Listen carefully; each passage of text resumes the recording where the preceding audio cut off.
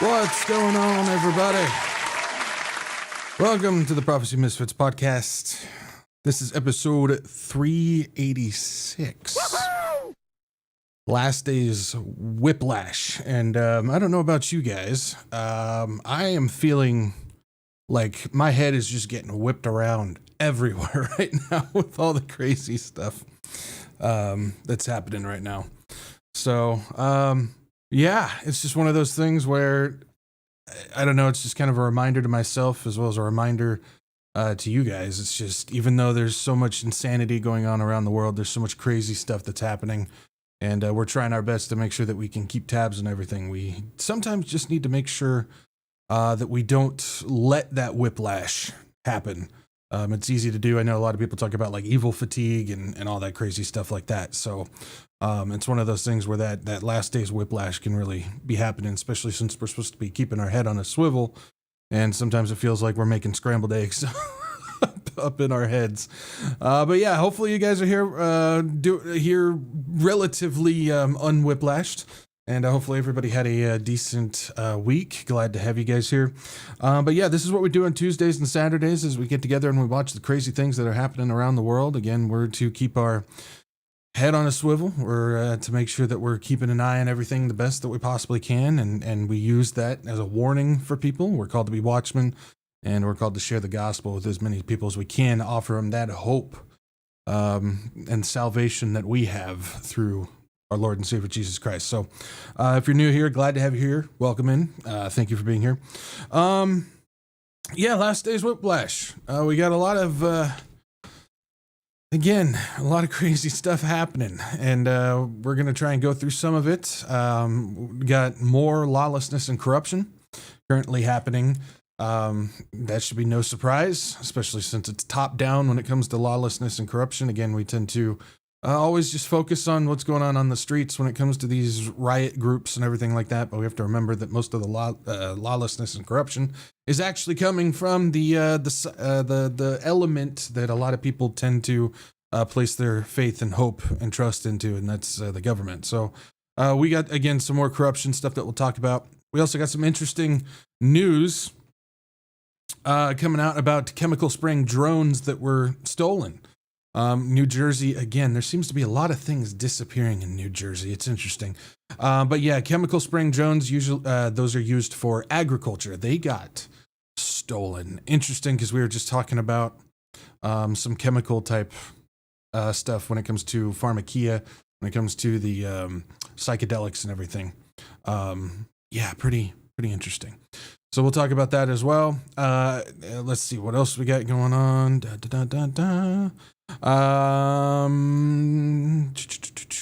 Hold on, where's that? There it is. We also got updates regarding NATO. We've been really keeping tabs, really watching, keeping track of what's going on when it comes to this dismantling of NATO.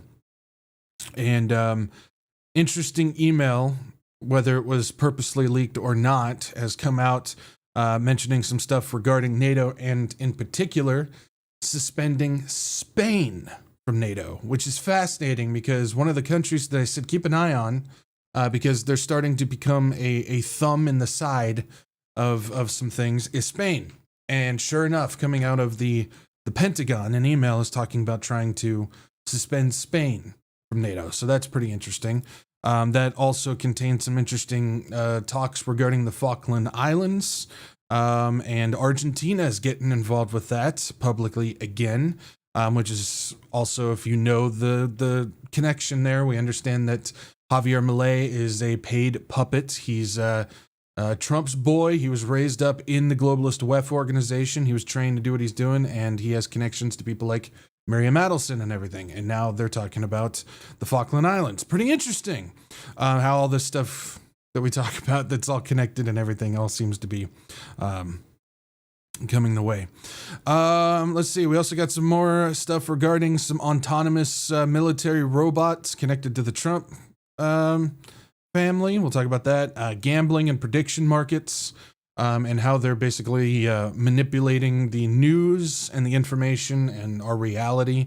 We've kind of touched on this before. We got more information coming out saying that these are right there at the heart of what we're seeing going on. We also got a Palantir update, a lot of updates regarding Palantir came out this past week, so we'll talk about some of that stuff as well.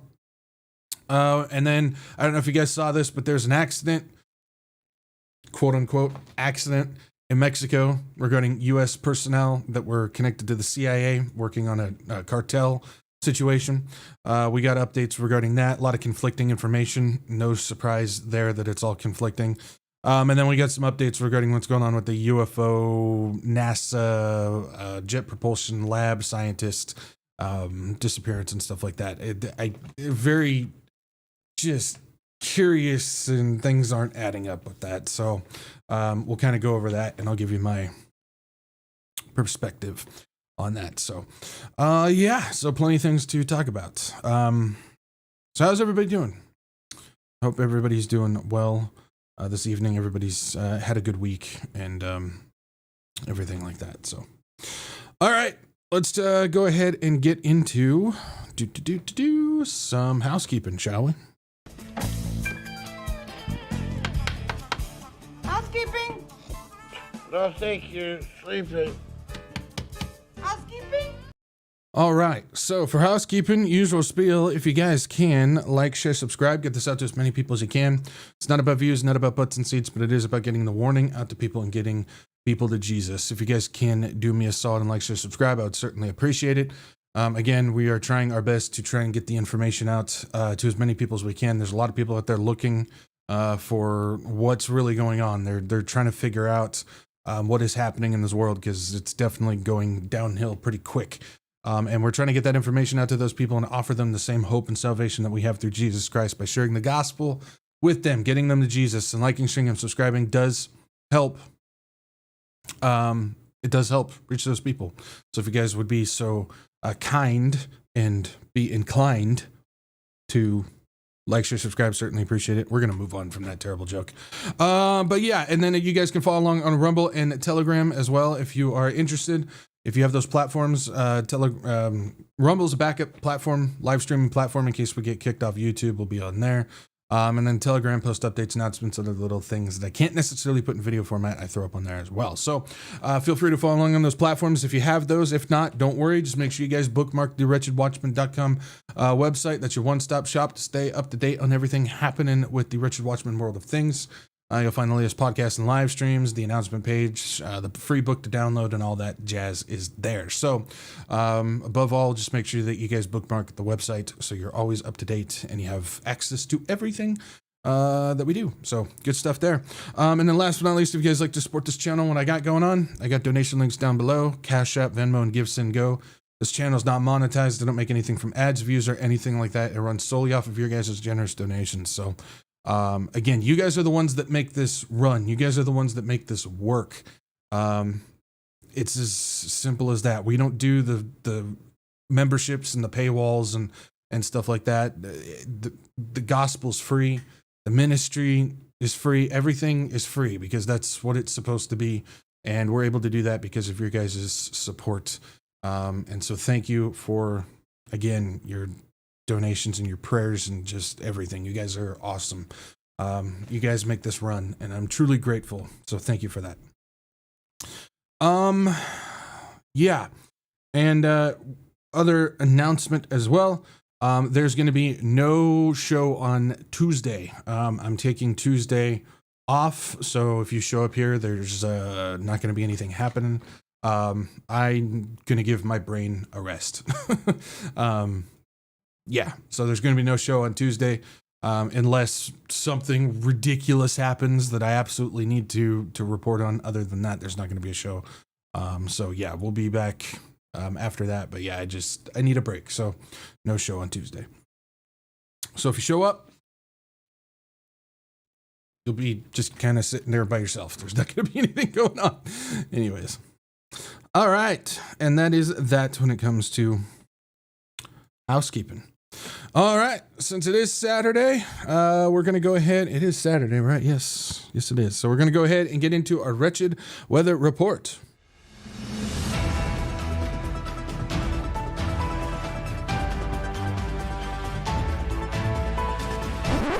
Everybody got their fancy hats? Let's go!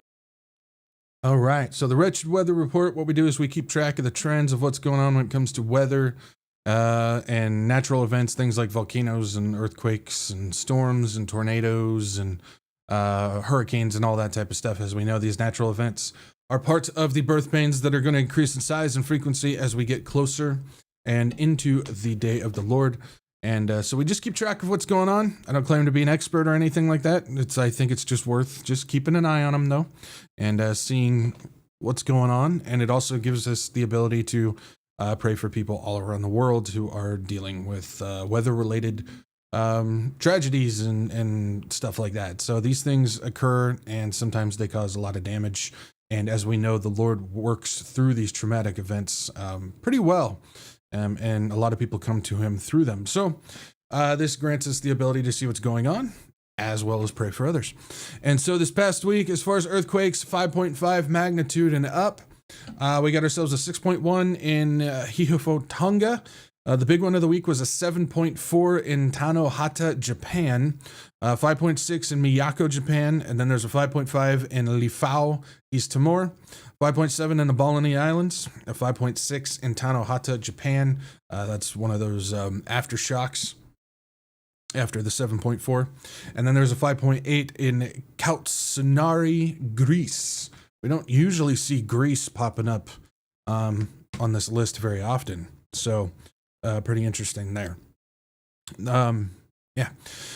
As far as volcanoes this past week, we got 42 volcanoes actively erupting around the world, which is down 2 from last week, which drops us out of the global average.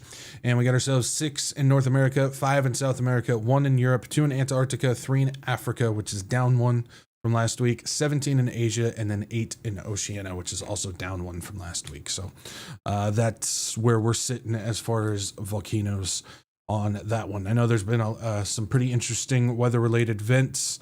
Again, in the Midwest region of the United States with some tornadoes. Texas just had tornado warnings. I know, I think California had a couple as well. I know there's been some crazy snow and rain-related things happening as well. I haven't seen anything like come across as far as like major hurricanes or anything that I know of, but maybe there's some people who are aware of some other crazy weather things happening around the world. And if you know about those, please put those in the chat so we can pray for those dealing with them. So, all righty. You guys ready to jump into this? Got plenty to talk about. Not enough time to talk about all of it. Yeah. All right, let's go ahead and get into this. And we're going to start out with a little bit of corruption. And it should be no surprise coming from, well, a government, because governments are as corrupt as they come. And it looks like RFK here, his son, is going to be pulling the same stuff that Trump's sons do. And we got U.S. Health Secretary's son launches investment fund tied to health movement. Child of Robert F. Kennedy Jr. seeks $100 million in capital raise while touting links to policy initiatives in government. Again, we've gone over this. There's some people that still think RFK Jr. is some type of good guy who's sitting in the middle of all the bad guys, like a lot of people think Trump is and everything. It's one of those things. If you're in that position, you are not one of the good guys. We've talked about many things with RFK. He thinks that abortion should be legal all the way up until birth, and we've talked about all that. And we understand that RFK is not doing what he's supposed to be doing. I don't know if you guys know, but there was the whole controversy. A lot of people have forgotten it because there's been so much stuff going on. There's the whole controversy of the Fauci stuff when they were testing jabs and everything on all like the beagles, the dogs and everything like that. And RFK said, yeah, we're going to put an end to that. Guess what? Never happened.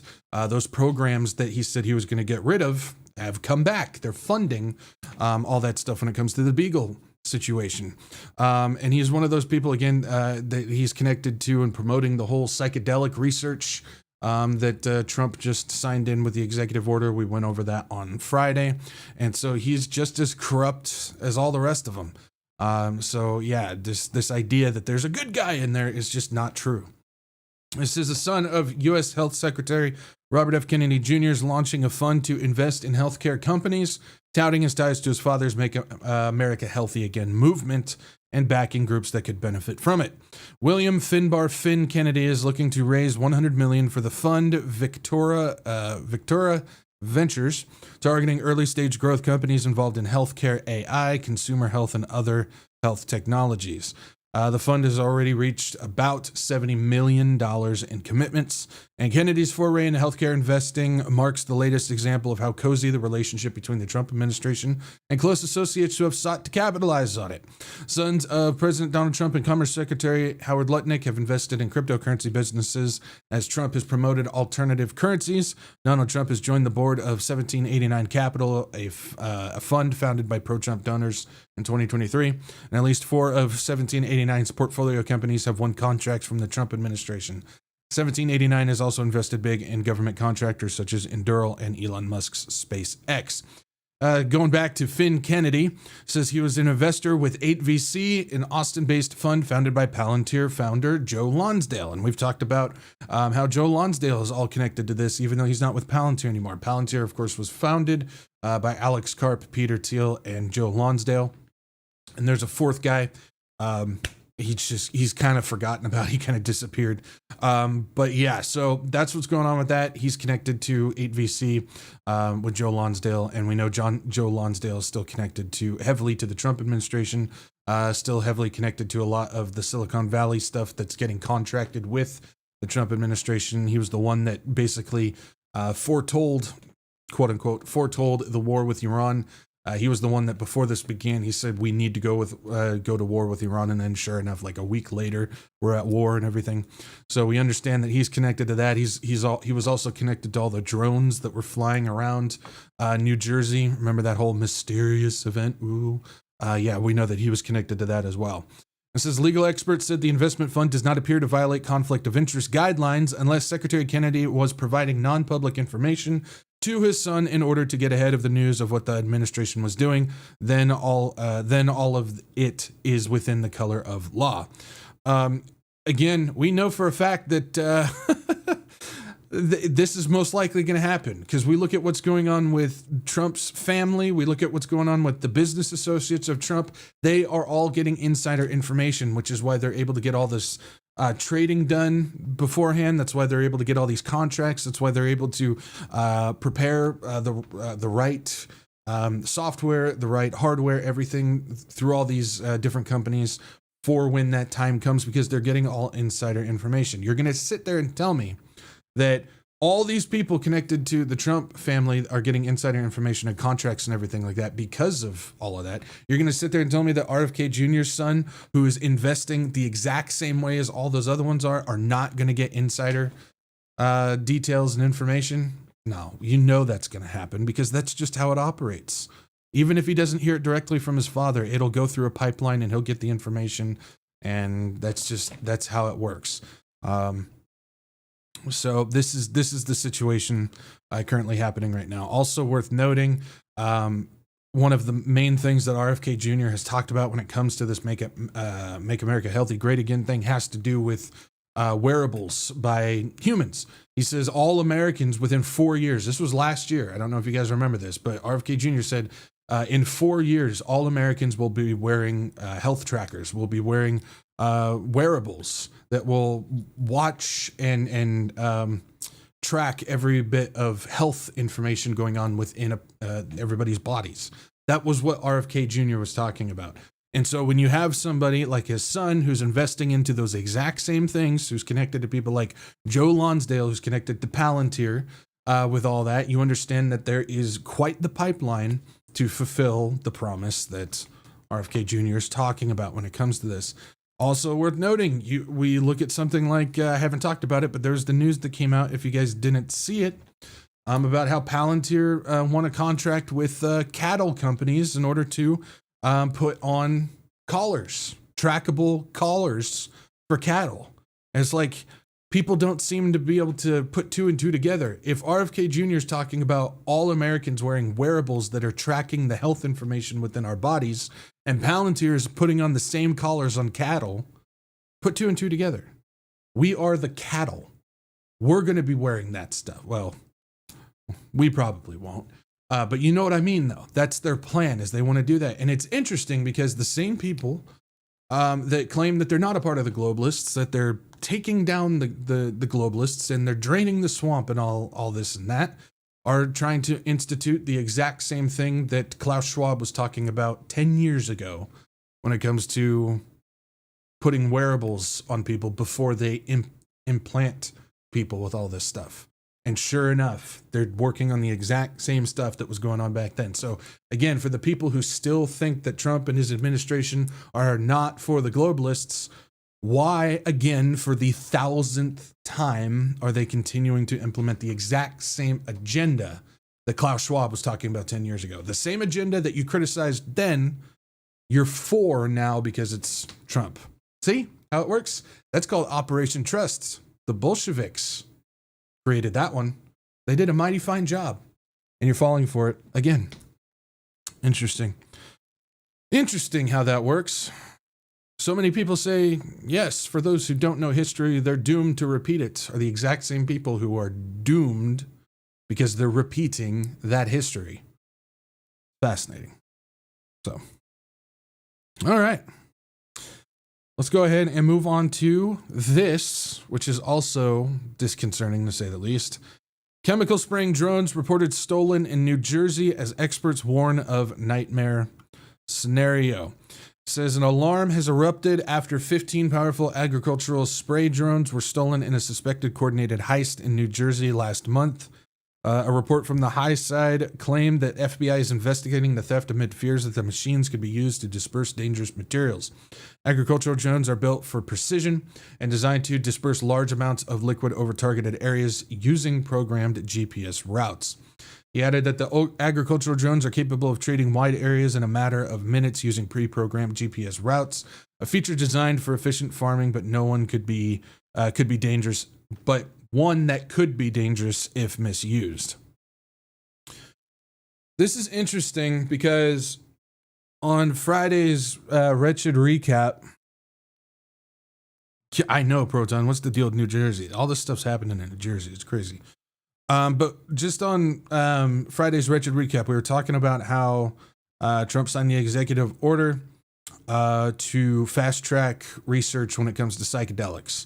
And we understand that the whole psychedelic thing is connected to witchcraft. It's part of pharmakeia, it's part of witchcraft. It has to do with unlocking certain parts of the mind, entering into different realms of thinking. And when I say realms of thinking, I do mean different realms of thinking because it has to do with manipulating the brain to enter spiritual realms.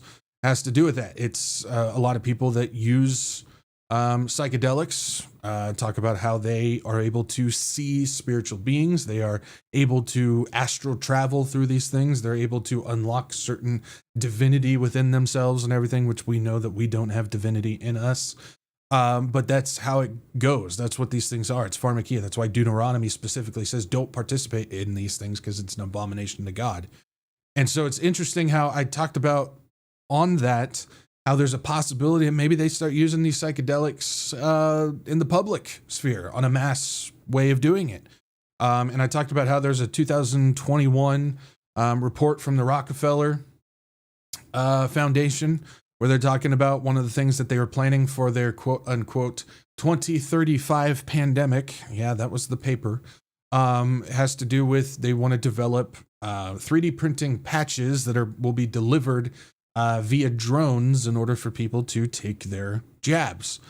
And we've also talked about how they have got the chem trails and all that stuff. But who's to say that they don't start distributing this stuff through these drones and everything? They start throwing out hallucinogens and everything. It doesn't need to be widespread like global thing, but they could use it in certain pockets in order to make things happen and everything. I mean, they've got so many different types of technology that messes with people's minds as it is. And so it would be interesting. And then immediately following that, there's a report coming out that all these spray drones that spray chemicals have been stolen from New Jersey. And it makes you think, are they planning something chemical? And start throwing stuff around. Of course, you have the FBI saying, we don't know what's going on and we're panicking because these things are dangerous. And I'm sitting there going, you kidding me? It was probably the FBI that took him in the first place. Now, I don't know that, but that's usually how these things operate. But yeah, I think we're getting to the point personally, I think we're getting to the point where we might start seeing more chemical warfare on things. And chemical warfare, and I don't necessarily mean that they're going to start dropping like poison on people and killing people that way, but I think it comes to the psychological side of things, because we understand that that's the main battlefield today. Not only when it comes to what we see, when it comes to the digital side of things and the media and the mass manipulation through everything, whether it's social media, whether it's through politics, whether it's through the news or TV or predictive programming or anything like that. But we understand that the psychological thing also starts going into drugs and chemicals to people. I mean, you're talking about, you can start affecting a lot of people's minds, memories, minds, everything through dropping hallucinogens and everything like that. This is something that's been tested for decades. We've talked about it on the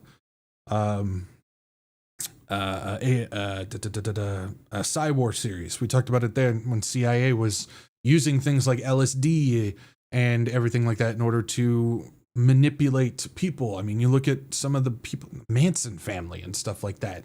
A lot of that had to do with drug use and everything in order to keep people contained, to keep people docile and keep them and able to manipulate them and move them where you want to on a chessboard. And so we might start seeing more elements of that come into play. That doesn't necessarily mean with these particular drones that were stolen, that of course when that information gets out, it's purposely getting out. But it's definitely something to keep in mind as we go forward, because we know Satan, that's the main battlefield that he's operating on, is people's minds, for sure. So just want to put that out there. Again, I'm one of those people that when it comes to this type of stuff, I don't think, like, it's not even an I don't think, it's an I know that for the Lord, who is aware of who his people are and what their storyline is, quote unquote storyline, how they from beginning to end, he knows all of our lives, that there's going to be people that God's not going to allow this type of stuff to infiltrate specifically our bodies when it comes to these things.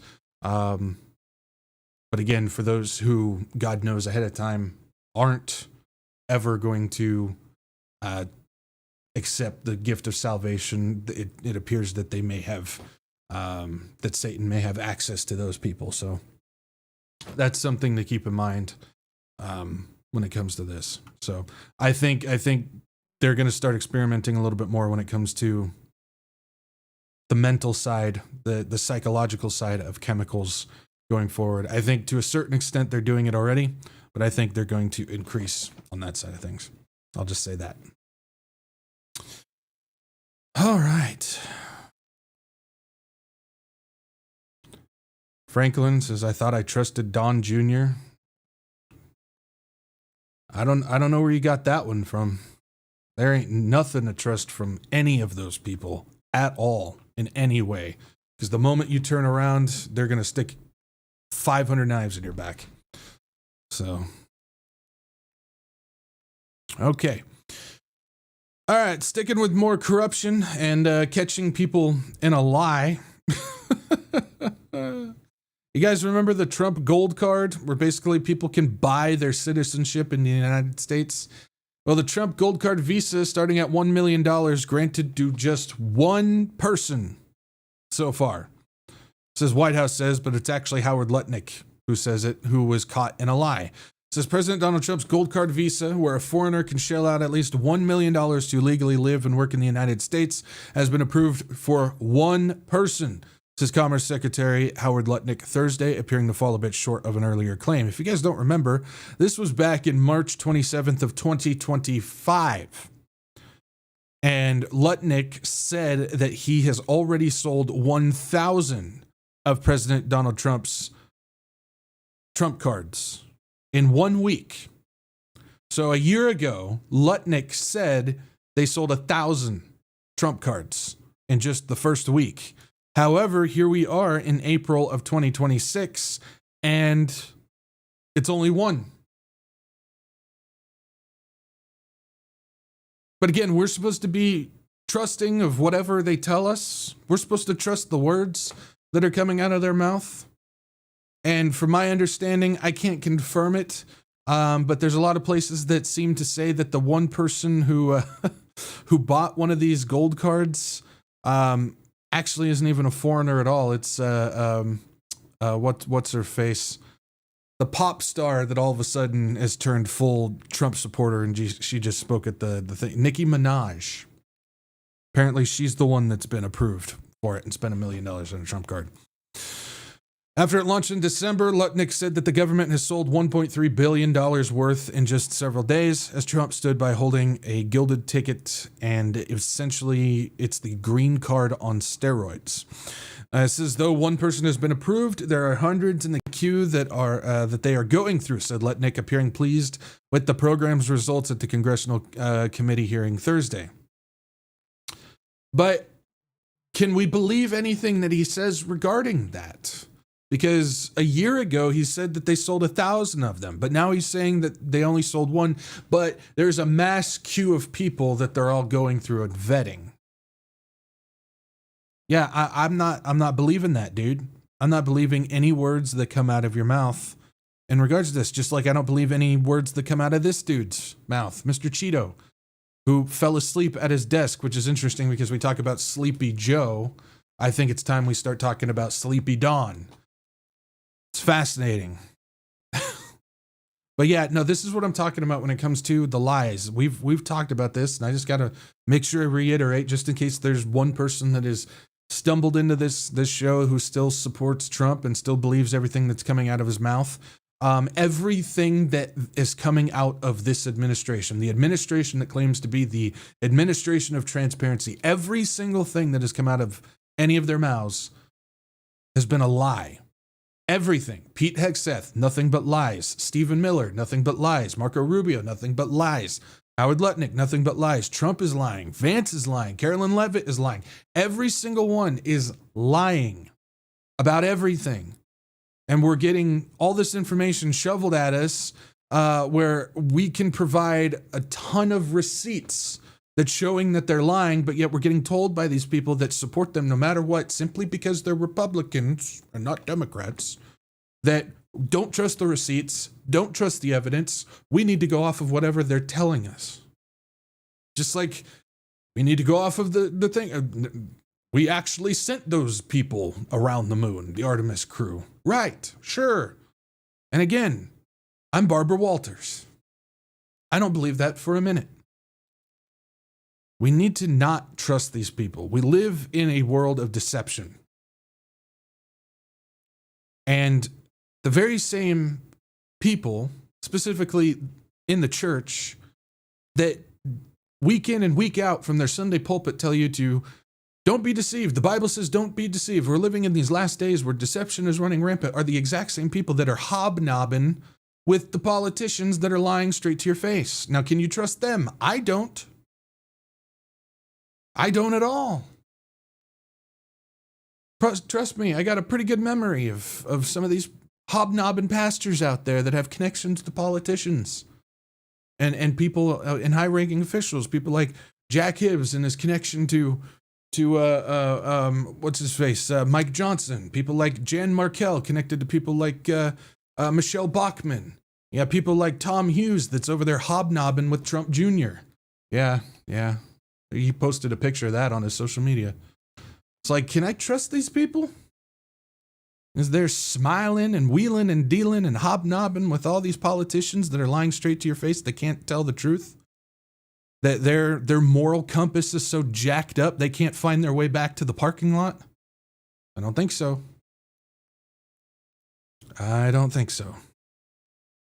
Speaking of corruption, how about this one? Trump-linked Syria deals raise questions over sanctions, repeal, and foreign investment. You're going to tell me that the Trump administration is throwing deals to Middle East countries? No, can't believe that. Syrian businessman Mohammed al-Kayet pitched an ambitious plan to develop coastal land in Syria including a luxury resort and a Trump-branded golf course. The proposal coincided with lobbying efforts to secure the permanent lifting of U.S. sanctions on Syria, seen as critical for unlocking billions in foreign investment. At the same time, members of the same Kayet family were negotiating major reconstruction contracts in Syria and exploring a separate multi-billion-dollar resort partnership in Albania involving Ivanka Trump and Jared Kushner.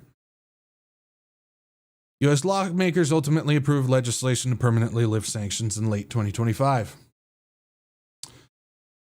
So, because there are some rich billionaire businessmen in Syria that are looking to develop multi-billion-dollar construction contracts and build Trump-branded things and whatnot in Syria, they weren't able to go forward with those things unless sanctions were lifted. So what they did is they took their connections to Ivanka Trump and Jared Kushner, and they dropped the Trump name in order to get these things off. To get these sanctions off so they can go through with these billion-dollar construction contracts that would benefit the Trump family. And sure enough, sanctions lifted, contracts go through, Trump family makes a bunch of money, Trump's Syrian business billionaire friends make a bunch of money. Everybody wins except for the American people. This is just right along with all the other deals that we've talked about when it comes to the Trump family connected to Qatar and Saudi Arabia and the UAE and so on and so forth. All the money, all the billion-dollar monies that's making them a crazy amount of money. It's leveraging the presidency, the White House, in order for them to make a crazy amount of money. Money that they can't take with them when they advance to the next place, you know. Now, again, I'm not God, but I'm pretty sure I know which direction these people in this family are going, and I know that they can't take their wealth with them, even though that's all they seem to care about. Is all the money and all the gold and all that. It's amazing. Amazing. How's everybody doing?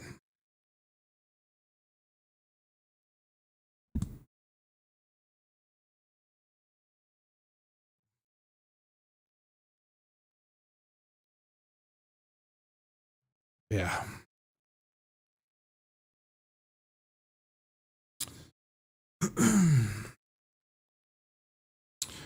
CL Moody, just be careful with things like that, because I've read the claim about DARPA documents having proof about nanotechnology and stuff in psychedelics, and I've looked for those same papers that people have been quoting, and they don't exist. So psychedelics are psychedelics. It's herbal based. So everybody claims that nanotechnology isn't everything. Like, I see stories out there saying, well, DARPA paper said that nanotechnology is in that Wonder Bread that you eat in your store. I'm not buying that. That type of advanced thing of nanotechnology being in literally everything, be careful. Be careful believing that. That's one of those conspiracies that gets passed around and is not confirmed. Psychedelics is psychedelics. It's herbal. It's based on plants, things that have been going back since the biblical age, when you read about some of that stuff, and you need to be careful because you read in old Jewish texts, Talmudic stuff and mysticism and everything like that. They were just using herbs. There was no nanotechnology back then. This nanotechnology thing, while it exists and it's still there and it is used and everything like that, is just the simplest thing to just throw out as part of this.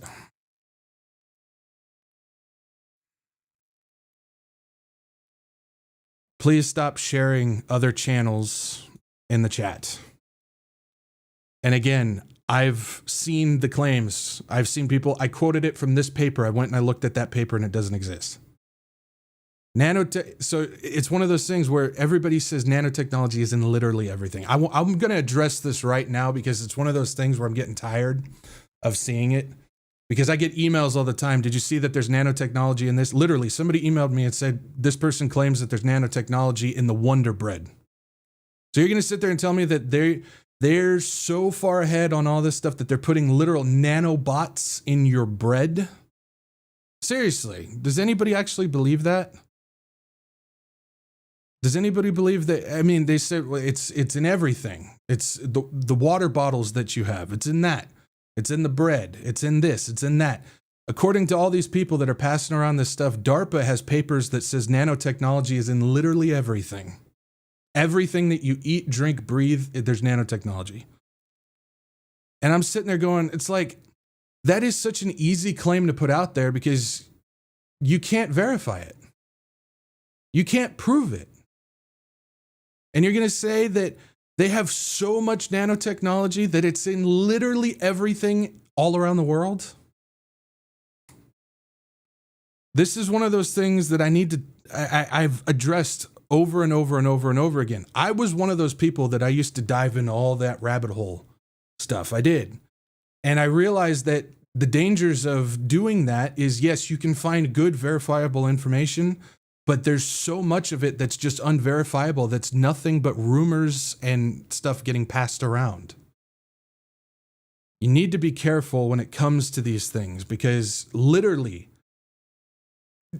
as long as I've been doing this for several years, I've received so many emails from all these people saying nanotechnology is in literally everything. So if that's the case, then why are we even functioning this way? If they have nanotechnology in everything, why are we not so, 50 years down the road already on people's mental status and body status? Why are we not mind control robots right now if there's nanotechnology in literally everything? When it comes to something like psychedelics, which is herbal stuff that you can just go to out into Africa, find the plant, take it, and start tripping, that's not nanotechnology. That's something that's been around for a very long time. There are things out there that are not synthetic. And just because it's synthetic doesn't mean that there's nanobots in there. The nanobot thing needs to stop because that is so far over the top. Do they exist? Are they present in certain things? Yes. I've talked about some of that stuff. But this idea that gets passed around that it's in literally everything is ridiculous. When it comes to deception, you can take things too far in the other direction, where it's like, well, okay, everything. I could just make a ridiculous claim right now. Guys, guess what? The air that you're breathing right now, you're literally sucking in nanobots right now, and they're about ready to explode your brain. Can I provide proof on that? No, but you can't find proof that discredits what I just said, so you can't say that I'm wrong. That's where the problem lies. Is you may be able to just go, well, I can see this stuff that's, I can't provide any information that says that I'm wrong, but I can't provide any information that says I'm right. That's what most of these podcast channels go off of, is because they can talk about something that they can't prove, but you can't disprove either. So that's how you get people locked into it.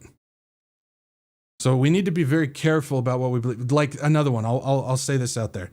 Because I see it all over the place. Trump is a 33rd degree Freemason.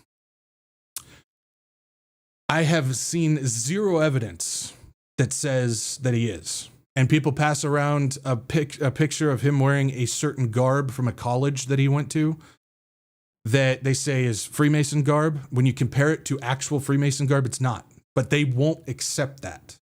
And then a lot of people that say he's a 33rd degree Freemasons, if you ask them to provide proof, they can't provide it. They just say, well, so-and-so said. Okay, I don't care what so-and-so says. Provide me some proof. If you believe it and you're going on to other people's channels to comment and claim it as true, you need to verify that. But you can't. You're just saying that the other person says so. Well, can the other person do it? No, you can't either. So why are you saying that as a definitive fact if you can't prove it to be true? As somebody who has looked and looked and looked, there is no evidence that Trump is a 33rd degree Freemason. Does that mean that he's not connected to everything going on? No, he absolutely is. But that doesn't mean that he has to be a Freemason. We need to be careful about this. We need to be careful what we are putting out there. I don't know how many times I've had to remove so many people and take away their commenting ability on my channel because they continue to come into the chat or on the comments and post a whole bunch of rumors, none of it verified, and they're posting it as fact when it's verifiably not true. And they won't listen. I've commented. I said, can you provide me facts? No. Or they say, go watch so-and-so. I'm not going to go watch so-and-so. You came here and posted it as fact. You need to provide me the fact of it. They can't. They're just going off of whatever somebody says.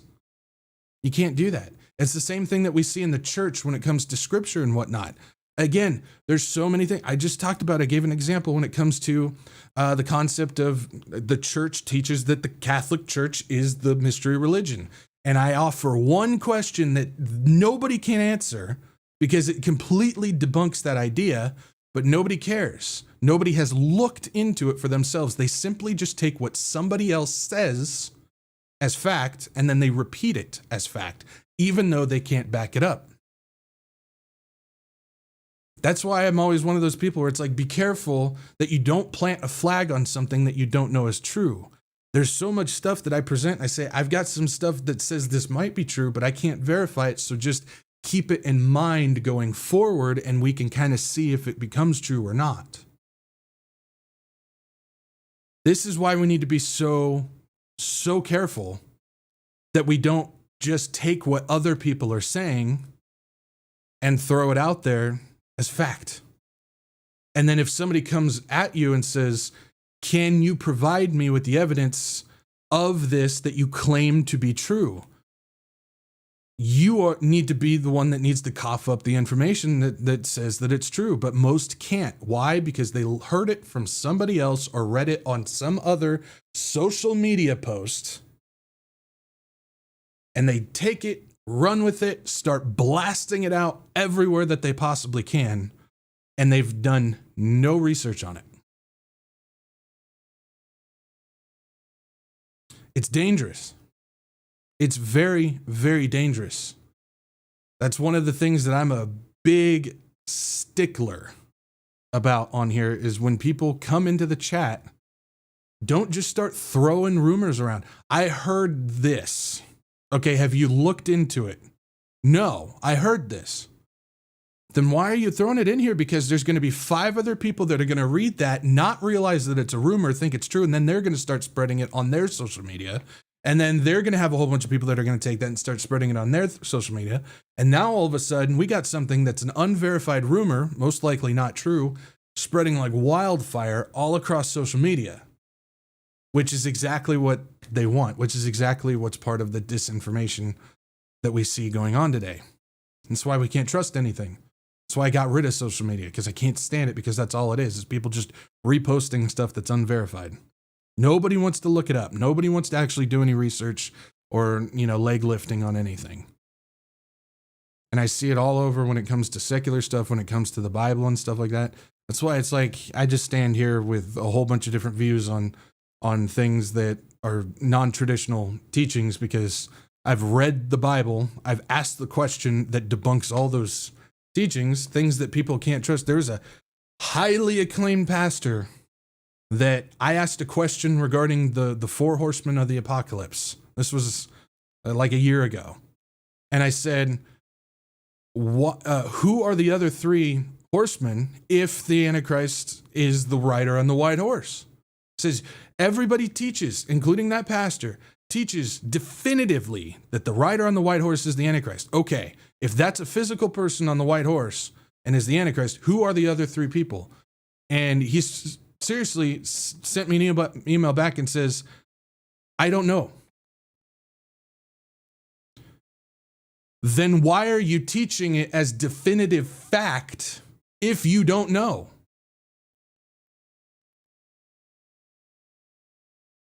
That's somebody that millions of people watch. And I asked him a simple question about something he teaches as definitive fact about the Bible. And he says, I don't know. Then why are you teaching it as so if you don't know?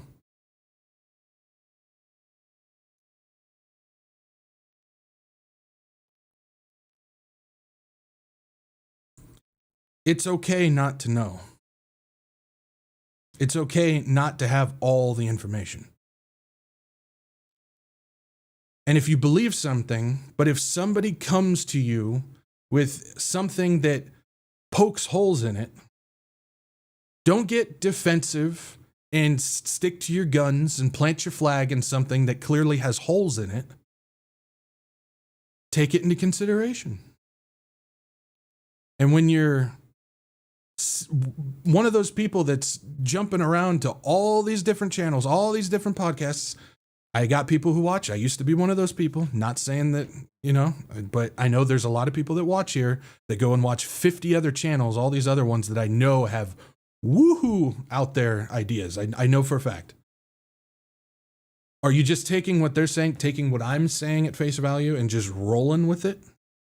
Or are you looking into it before you start throwing it out there on social media and in other channel comments and chats and stuff like that? Before you start throwing that out there, think maybe I should look into this. Get my own perspective. Do a little legwork before I start throwing it out there. If people started doing that, we might have a lot less rumor and false information going around.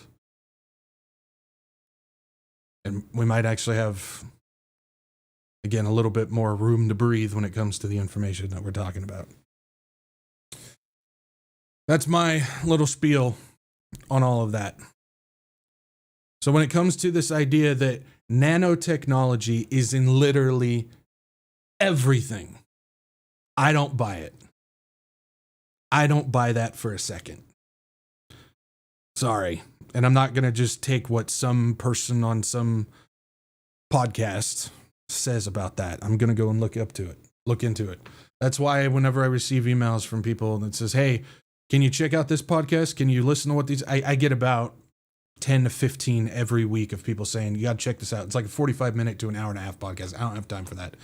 But I don't listen to those people. I don't listen to any of them. I don't.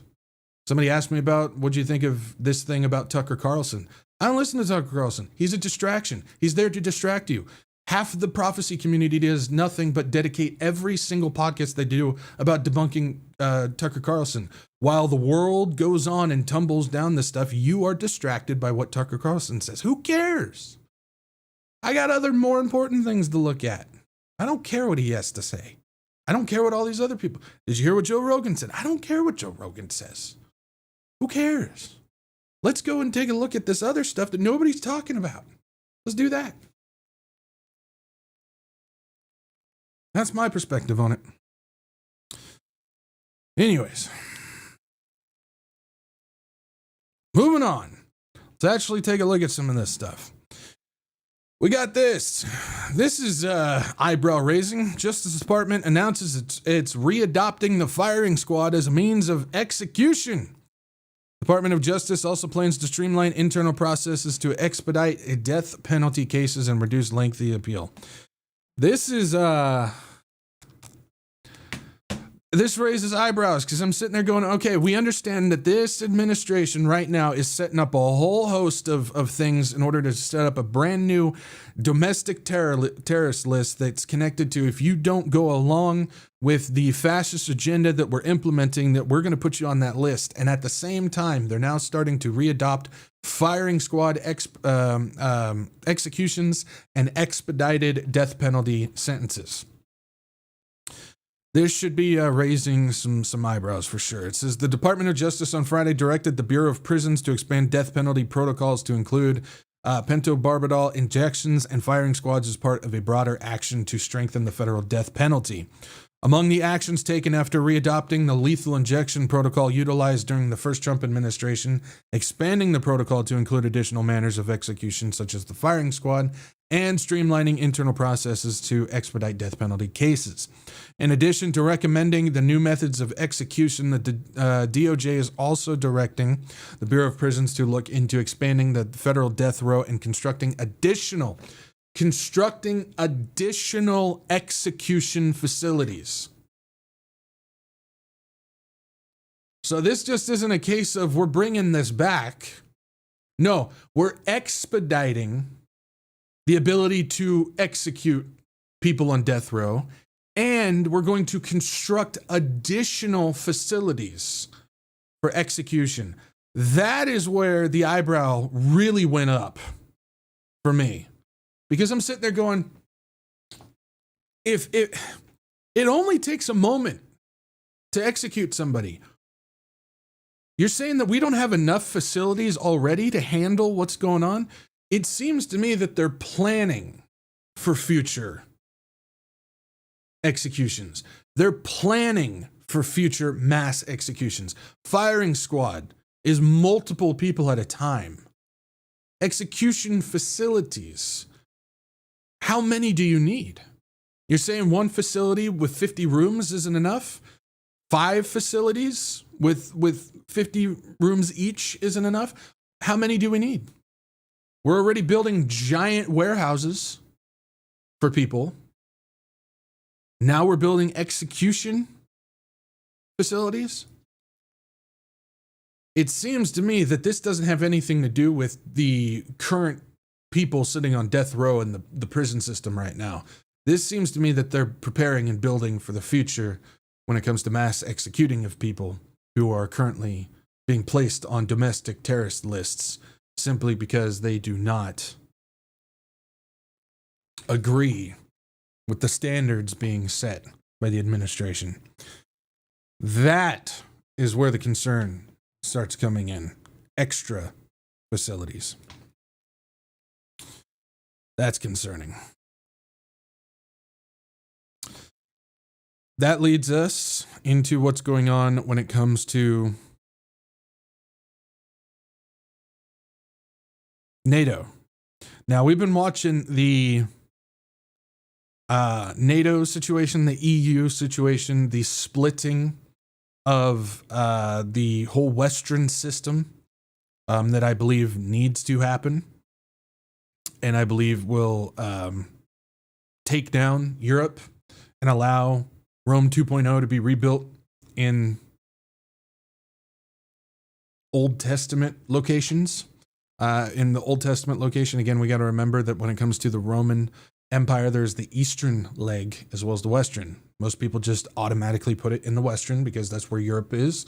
That's where the Vatican is. And so naturally, Rome 2.0 must go up there. But there's nothing in Scripture that points to that. There's nothing in Scripture that points that it's going to go east either. But I tend to lean in the direction of when you read future prophecy and you understand that it's going to go Old Testament again, everything took place over in that area of things. So why would they not take it back there, especially since the Bible really highly suggests, points to the fact that the beast, when he comes out, is going to be from the Assyrian side of things, which is all connected when it comes to that.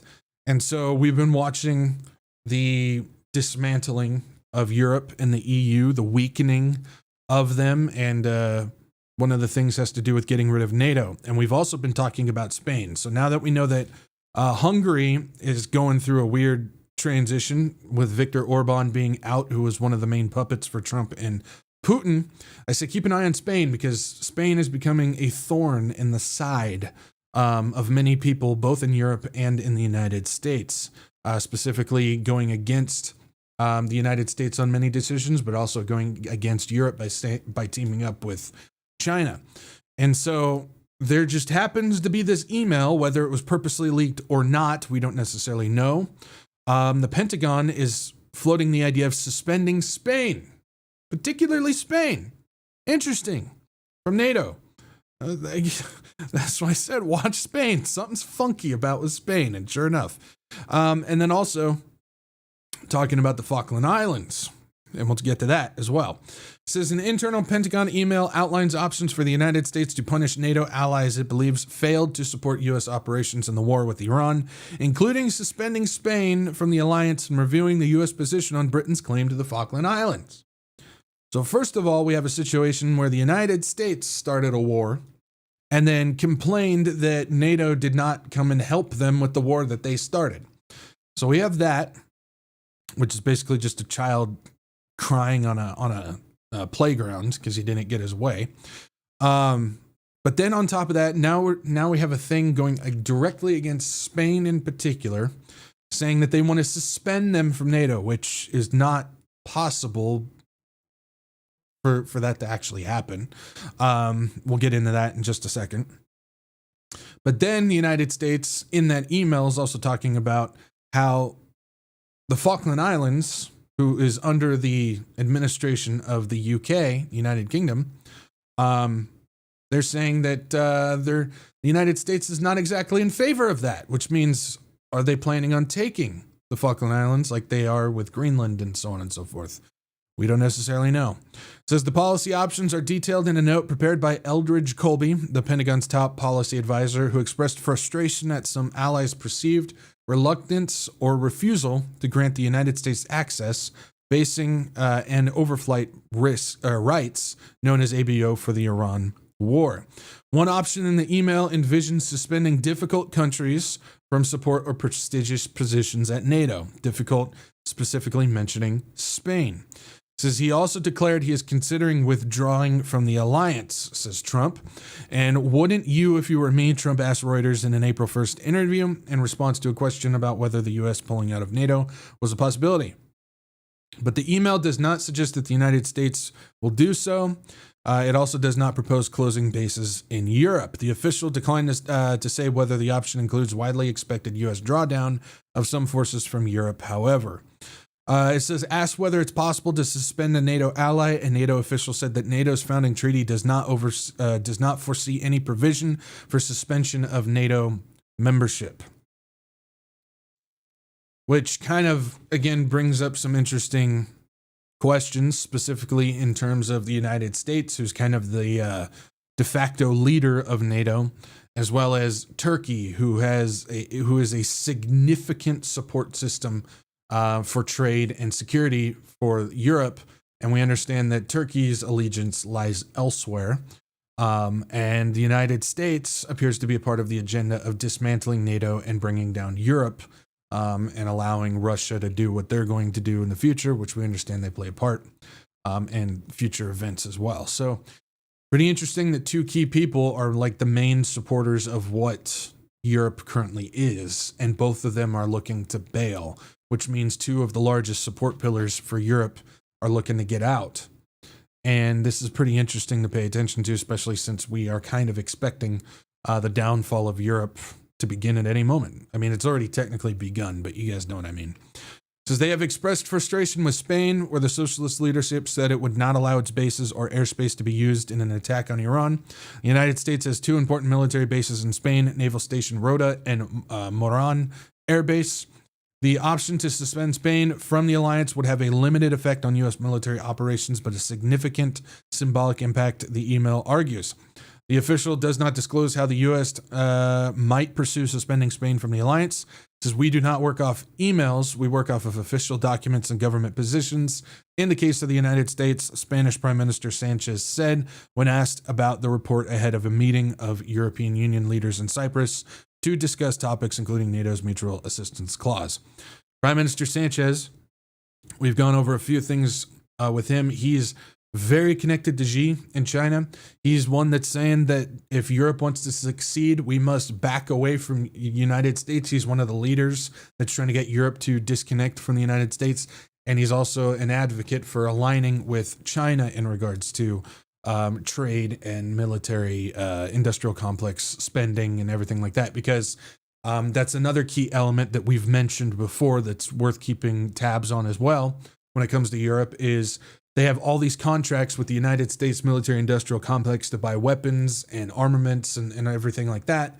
However, the United States is saying that as of indefinitely, we're not going to be able to fulfill those things, whether it's Patriot missile systems, whether it's jets, whether it's other weapon systems and everything that Europe has already signed contracts with at the behest of Trump saying you need to upgrade, you need to spend more on your defense, sign contracts with our military industrial complex and we'll provide you with those weapons. And then when they do that, the United States says, well, as of indefinitely, we're not going to be able to fulfill those.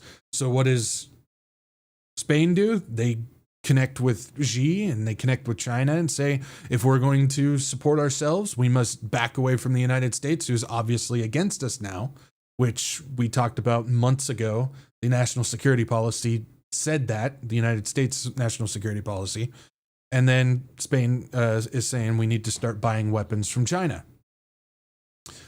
So again, Spain is very key in what we're seeing right now when it comes to the pushing away of NATO and Europe with the United States. They're becoming a serious thorn. And then Europe, Ursula von der Leyen, we understand that she's come out and saying that we're not backing away and Europe needs to stand firm and we need to stand on our own and not depend on all these other countries, which is the exact opposite of what Spain is saying we need to be more dependent on China. And Ursula von der Leyen says we need to make sure that there's no Chinese influence in Europe. So again, you have Spain that's causing major pressure between Europe and the United States. So Spain is becoming a serious problem for everybody involved with this, which is only adding more instability and fracturing over in that region. This whole situation with Europe and NATO and everything we really need to be watching this. This is so important. It's so key. The trend is going in the direction that this is seriously leading towards something significant. And so I think we're a little bit ahead of the game when it comes to seeing what's going on. I think there's a lot of people that aren't paying attention to these little moves like this. That's really causing a lot of fracturing with Europe, the United States, NATO, and everything like that.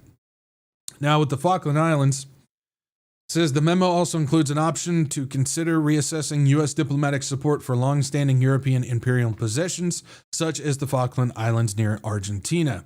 The State Department's website states that the islands are administered by the United Kingdom, but are still claimed by Argentina, whose Libertarian President Javier Milei is a Trump ally. Javier Milei is a carbon copy of Trump, but for Argentina.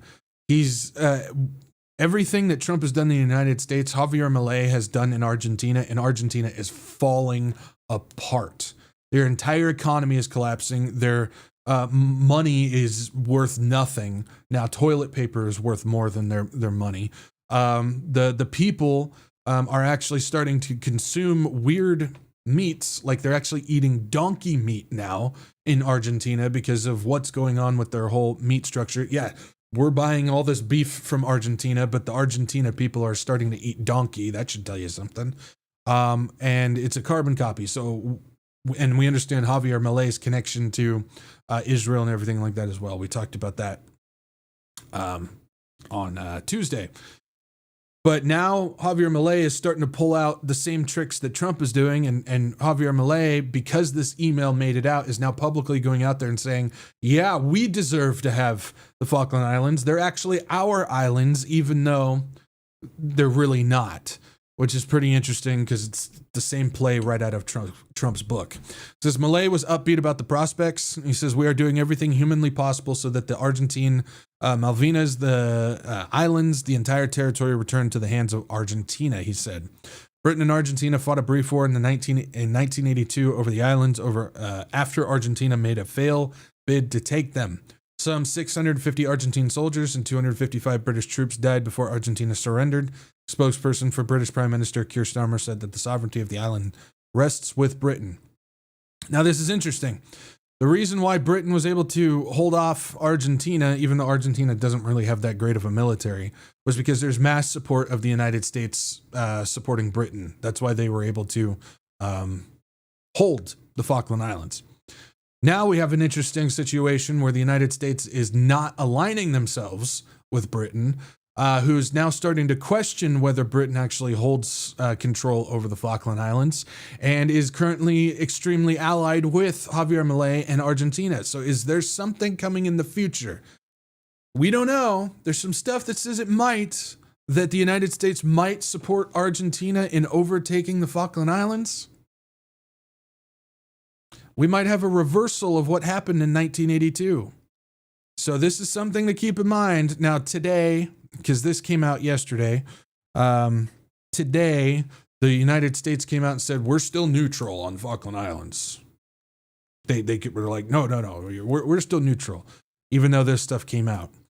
So there's a chance that maybe there's something coming in the future over the Falkland Islands. And again, we just want to keep an eye on what's going on. Again, we understand that Cuba is on deck for the United States. Greenland's still got some question marks around that whole situation.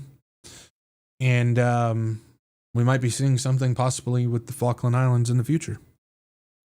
Definitely worth keeping an eye on. So we also have this as well. Argentina calls for renewed negotiations over the Falkland Islands. As Argentina's government on Friday reiterated its willingness to resume bilateral negotiations with the United Kingdom in regards to the sovereignty dispute over the Falkland Islands, which Argentina knows as the Malvinas and has long claimed sovereignty over.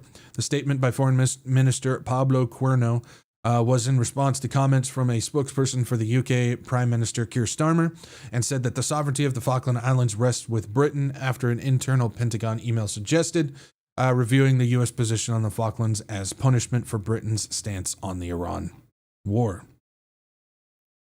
Very interesting. Very interesting. Plus, we have this. This is Note 10 says Falklands sovereignty rests with the UK. And it's the sovereignty of the Falkland Islands rests with the UK, Downing Street has said. Following a report, the U.S. could review its position on Britain's claim to the territory. Asked about the report, a Note 10 spokesperson on Friday said that the Falkland Islands have previously voted overwhelmingly in favor of remaining a UK overseas territory, and we've always stood behind the islanders' right to self-determination and the fact that sovereignty rests with the UK. Again, it's kind of the whole, again, another carbon copy of the whole dispute with Trump and Greenland. Greenland is kind of the same thing, same thing as the Falkland Islands and Britain. Greenland is connected to the Danish territory, and the Falkland Islands is connected to the UK. But yet, the United States is saying, we're going to take Greenland, and now Javier Milei in Argentina is saying that we're going to take Falkland Islands. It's, again, carbon copy. It's so interesting. They're just copying and pasting what's going on with this whole situation. Says the Prime Minister's official spokesperson also said that the government could not be clear about the UK's position and that sovereignty rests with the UK and the islanders' right to self-determination is paramount. Whole situation is just interesting, the direction that it's going. So again, keep an eye. As I said before, keep an eye on Spain. They seem to be playing a very interesting part in putting pressure on Europe and NATO at the same time. So that's very interesting. And then also now, keep an eye on the Falkland Islands. That might be something that's going to happen here in the future. We'll see what happens. But it's definitely worth keeping an eye on. All right. Let's go ahead and take a look at what's going on with this. This is military and more corruption. Eric Trump brags about $24 million Pentagon deal his company just landed. Says the Trump family is not ashamed to bill taxpayers in order to line their pockets. And Eric Trump appeared on Fox Business Thursday morning, openly celebrating a $24 million defense contract his company won through business with his father's administration. Now, again, there's no possible way that Trump here, that Eric Trump managed to score a contract with the Pentagon simply because his dad is the president. There's no way, right?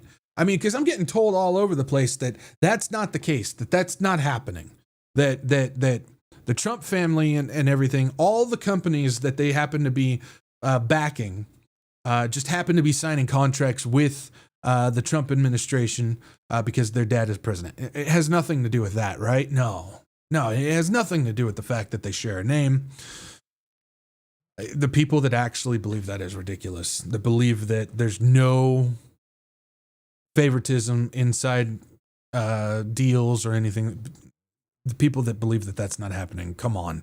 So there's the 42-year-old financier appeared on Mornings with Maria to promote Foundation Industries, a technology company building futuristic warfare tools such as humanoid robots that the company has claimed would replace soldiers on the front line. Trump Foundation's chief strategic advisor and major financier appeared alongside company CEO Sanket Pathak.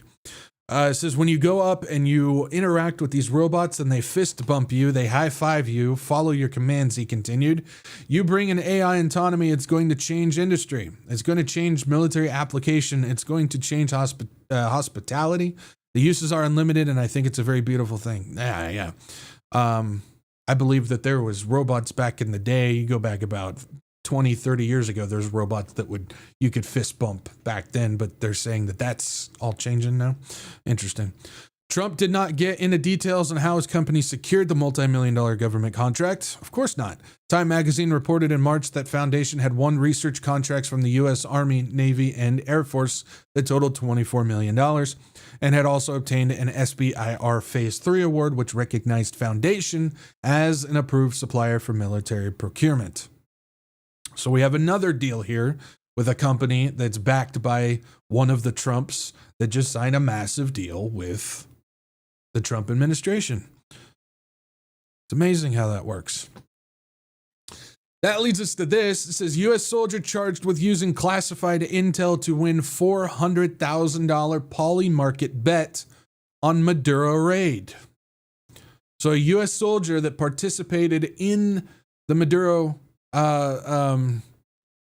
invasion, the Venezuela invasion, he knew ahead of time, so he went and placed a bet on poly market and made a whole bunch of money and got arrested for it. It says a U.S. Special Forces soldier involved in the military operation to capture Venezuelan President Nicolas Maduro has been charged with using classified information about the mission to win more than $400,000 in an online betting market. Gannon Ken Van Dyke was part of the operation to capture Maduro in January and used his access to classified information to make money on the prediction market site Polymarket. He has been charged by the Justice Department with unlawful use of confidential government information for personal gain, theft of non-public government information, commodities fraud, wire fraud, and making an unlawful monetary transaction. He could face years in prison. Okay, hold on.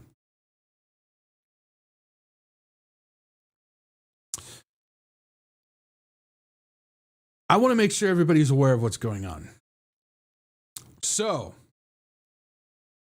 the Trump administration, Trump and his business friends and his loyalists and everything in his administration are clearly using insider information to manipulate markets and make a ton of money based on lying Truth Social posts and fabricated real-world events.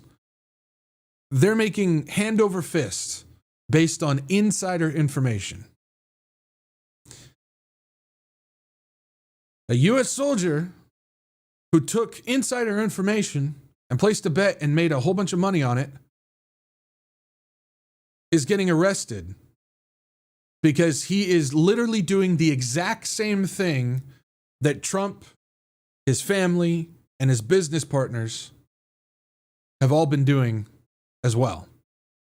Do you guys see rules for thee but not for me? This is the corruption. So if one of us happens to get some insider information and we go and make some money off of it, we will get arrested for it. But when they do it, they can just get away with it. That's the situation at hand. Now, what's also interesting in regards to this that I find funny is the website, the prediction market that this guy that he made this bet on is Polymarket, who one of the Trump boys is a board member of.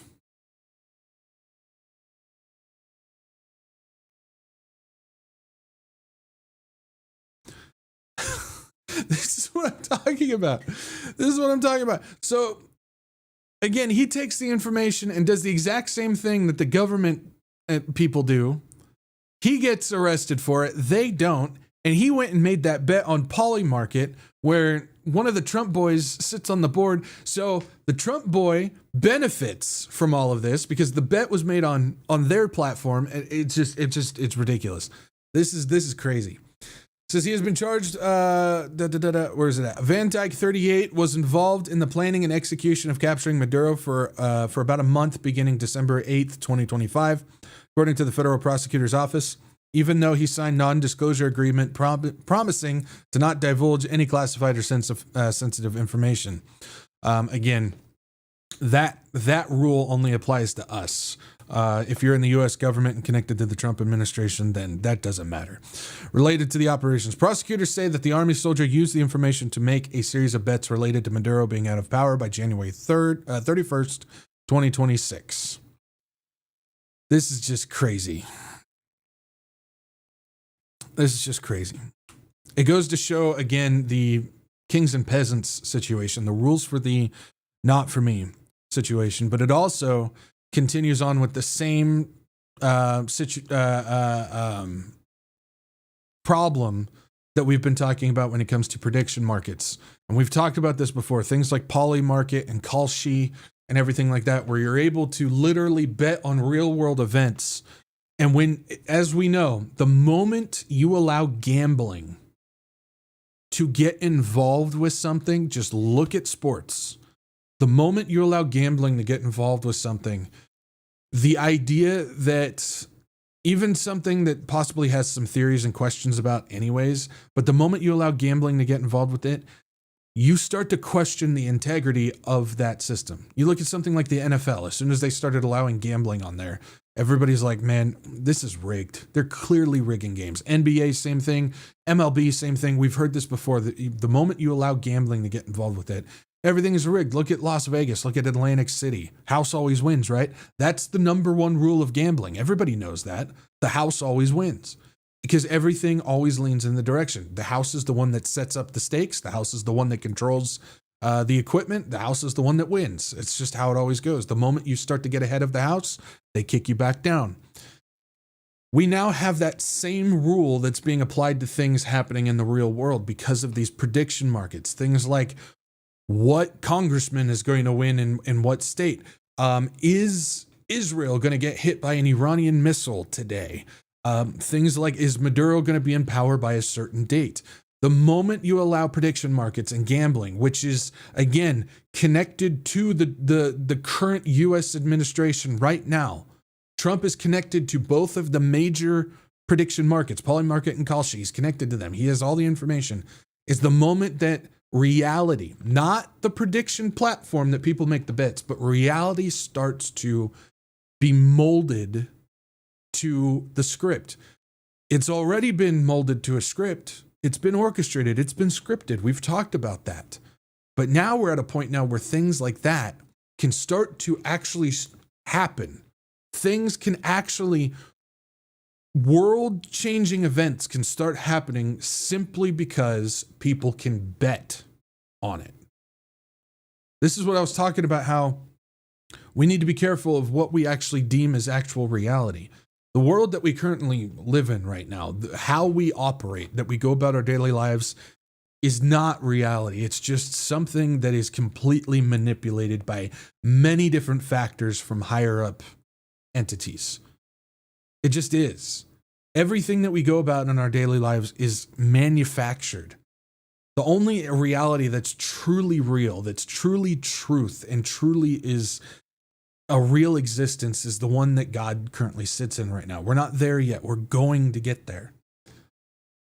But right now, the world that we live in was already manufactured and manipulated, but it's only getting worse because of these prediction markets. Things like where soldiers who are participating in a military raid to do something illegal, to go in and forcefully take and capture, kidnap a leader of another country, bet that it was going to happen. And it's manipulation. It's a manufacturing of a reality that we currently exist in right now. That's why we look at the stock market. It's manufactured. You look at the oil situation, manufactured. You look at the news and the media, it's manufactured. Look at social media. The internet itself is manufactured. The dead internet theory is alive. There is more AI bots operating on the internet than actual human beings now. That is dead internet theory. People were laughing at that 10 years ago. They said that's never going to happen. It actually happened. There's more AI operating on the internet, which means it's everything that you see and read and stuff is manipulated by a computer. It's not reality.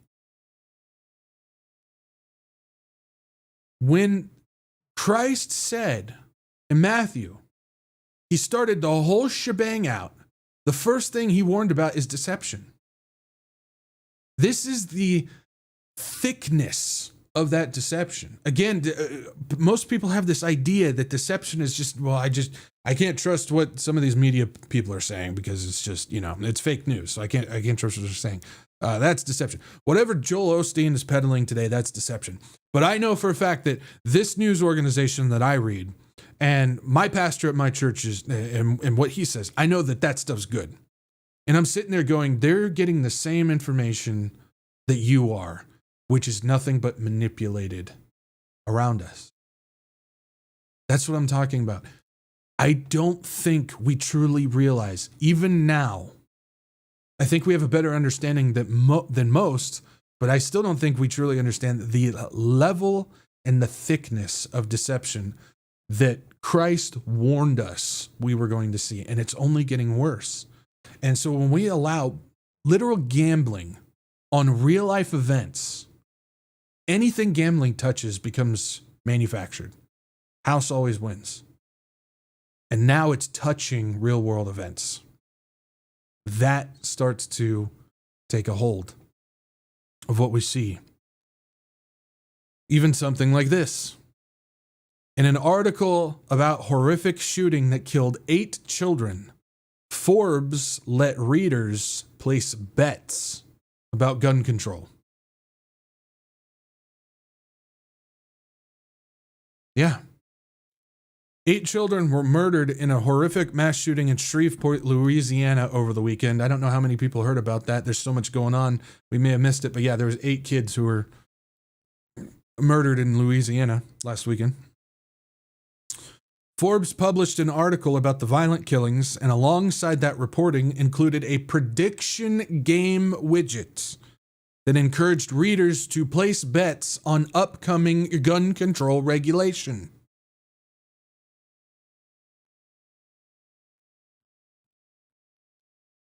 A news site reporting about the mass death of 8 children placed a prediction betting widget on the article for people to bet if gun control regulation was coming. Everything about this is manufactured. Everything is manipulative. Everything has to do with grabbing a hold of your mind, drawing it from the actual event that happened. 8 kids died. And they decided to try and create something off of it and to manipulate a human mind to not see the event of 8 children getting murdered, but rather take it to a political and gambling situation. This has to do with altering human minds, not through nanotechnology, but through psychological brainwashing. The incident, which was first caught by cryptocurrency journalist and researcher Molly White, was the result of Forbes Predict, a prediction market light feature that Forbes integrated into a platform earlier this year. Underneath a chunk of text describing the Shreveport gunman, a 31-year-old named Shamar Elkins, a Forbes Predict box appeared and implored readers to make your prediction on gun policy, asking whether they believe Congress will pass new gun safety legislation before the 31st of December 2026. I'm seeing these things all over the place now. On a whole bunch of different websites and news sites that I go to, I'm seeing these prediction things all over the place. It's everywhere. And you got to keep in mind, there's many different news sites now that are the news and articles are written by AI, and then they plug in a gambling prediction box at the bottom of it. And now you have a website that is writing content via AI. So the AI, not even a human, but an AI is now writing articles with information that we can't verify, that's being plugged in. And then there's gambling prediction widgets at the bottom of it. Literally everything about that is manufactured. That's the house. You can't trust any of it. And then if you go and you email the website, you're going to get an AI chat response back. It's crazy. It says, when we clicked the question mark next to the feature's beta test, a warning, we were greeted with a graphic declaring that the Forbes Predict is where readers predict the future, not money. Forbes Predict is where the reader predicts the future, not money. Wager coins, never real money on what happens next, reads the box. Double down when you're confident, flip your call when the story changes. This is atrocious. This is atrocious. This is like the disclaimer says, unlike explosively popular prediction markets like Polymarket and Kalshi, Forbes Predict doesn't take real money. It does, though, transform the news into a prediction market adjacent betting game where readers are encouraged to bet faux coins on real news events for rewards. Oh, man.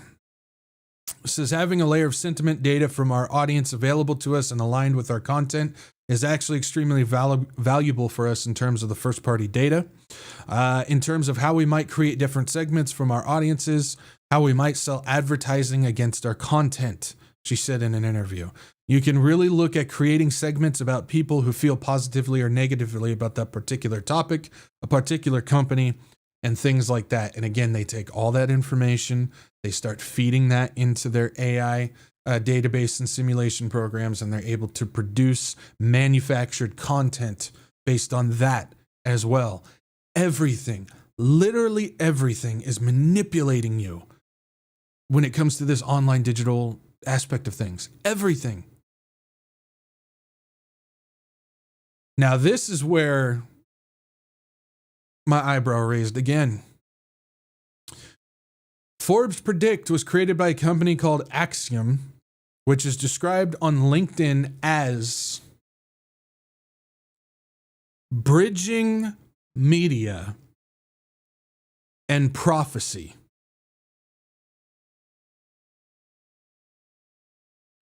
Think about that for a second.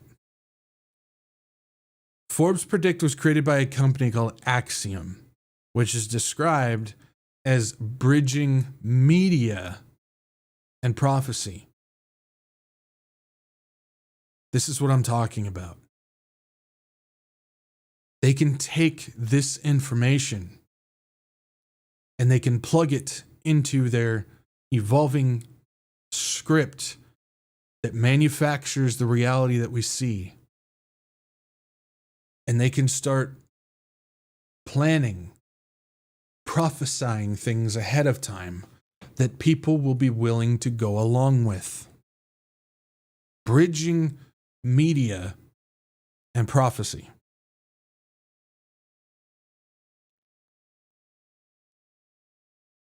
Very interesting way to describe it. It says, we reached out to Forbes for comment, but didn't immediately hear back. Hours after we published this story, Forbes removed the Forbes Predict poll from the article about the murdered children.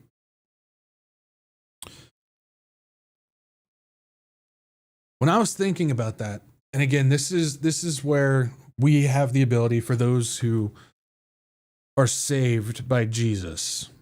This is where we have the ability to take this and be confident in what our future holds. Because Satan, the prince of the power of the airwaves, he's the prince of the digital sphere of things.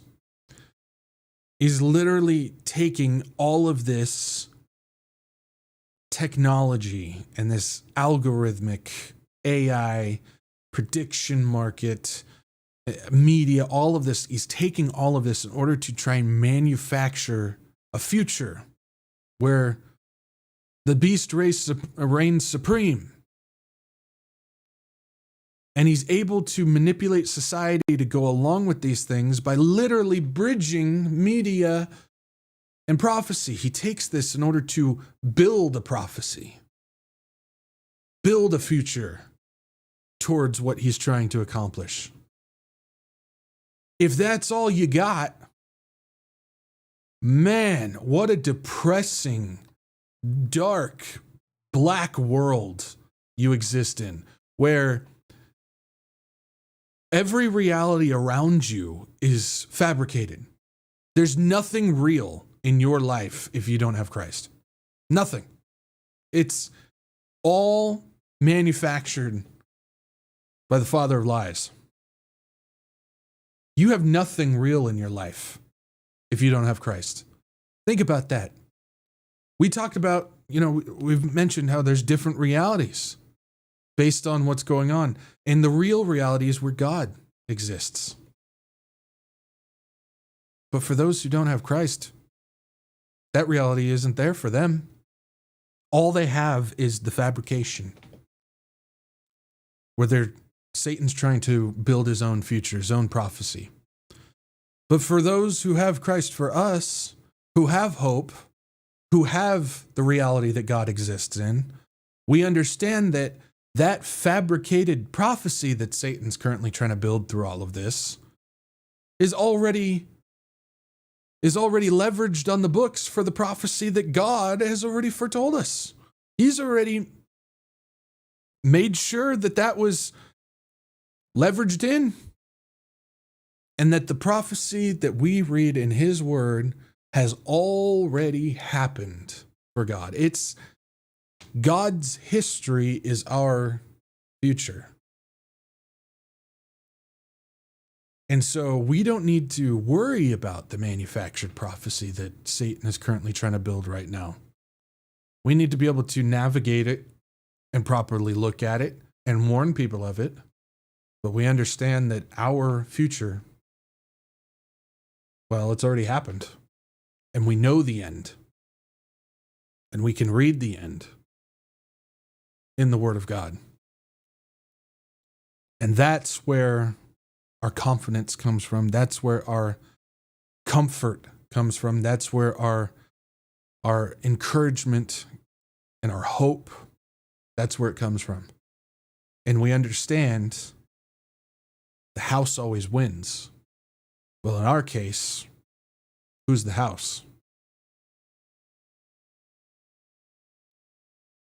That's where my comfort comes from. I certainly hope that's where yours comes from as well. All right. You guys ready for a Palantir update? Well, if you're not, you're getting one anyways. All right, so it says Palantir landed a $300 million USDA deal to modernize U.S. farm services. Yes, Palantir is taking over U.S. farming. Yes, the food sources, the farm system, which has been going digital, is now being taken over by Palantir. The agreement supports a national farm security action plan and builds on Palantir's existing work with the agency's land management platform. The U.S. Department of Agriculture and Palantir Technologies signed a $300 million blanket purchase agreement aimed at modernizing how the agency delivers services to American farmers and addressing farmland security concerns. Under the terms of the deal, Palantir will deploy operational software designed to streamline how field staff and farmers receive support from the agency, with the partnership tied to the broader National Farm Security Action Plan. Palantir has previously worked with the USDA on a platform called Landmark, through which the agency has shifted acreage reporting to a digital self-service model for farmers. It will also support the agency's One Farmer, One File initiative. So we have seen some stuff in the past that shows that the farm system, U.S. farm system, for the most part, I'm not talking about the little family-owned farms and stuff, but the main farm system out there is going digital. They're being, for the most part, pushed into. In some cases, they're basically being forced into signing up with this digital system that keeps track of cattle, that keeps track of their animal production, that keeps track of planting and crops, watering systems, fertilizer systems, and they're being forced to put this into a digital platform. Well, that platform that they forced them into, this was several years back. We talked about it way back then. Is now being taken over by Palantir. We knew it was a moment. We knew it was coming. We knew it was only a matter of time. And sure enough, here it is. All that information, the one former, one file system is now being fed into the centralized Palantir system. Palantir is taking over the United States. It says foreign ownership of U.S. farmland has drawn attention to Washington in recent years. Remember the whole Cold War situation? It's China. They're the ones that are forcing us to do all this stuff. You know, that whole situation? Yeah, it's the same thing. The AI race is China, just like the missile race with Russia was the Cold War. It's the same playbook. History. It's just repeating itself. Copy and paste. Well, the United States way of battling against all the Chinese owned farm systems here in the United States was to go digital and let Palantir surveil everything. Foreign ownership of U.S. farmland has drawn attention to Washington in recent years, particularly regarding Chinese purchases. According to CNBC, analysts at the Foundation for Defense of Democracies have called on the USDA to overhaul how foreign land ownership is tracked under the Agricultural Foreign Investment Disclosure Act. How do you do that? By having everybody go underneath Palantir. And that warning was the current rules it says, warning that current rules leave openings for rival nations to acquire strategic leverage through real estate purchases. So again, what you do is you create the narrative of the China situation and you leverage that in order to push digitalization and push everybody into Palantir. And look at what we get. So as of April of 2026, just so you guys understand what's going on, because we talk about Palantir all the time, we talk about how they're taking over all the time and everything like that. Let's just take a look. As of April of 2026, Palantir has now embedded itself into the Department of Defense, the U.S. Army, U.S. Air Force, the Marine Corps, U.S. Special Operations, DHS, ICE, Homeland Security, the Health and Human Services, CDC, FDA, USDA, FBI, DOJ, IRS, CIA, the CBP, the FAA, the NSA, the Social Security Administration, NASA, FEMA, State Department, State Treasury, Recovery, Accountability, and Transparency Board, the Joint Improvised Threat Defense Organization, and the United States Military Academy at West Point.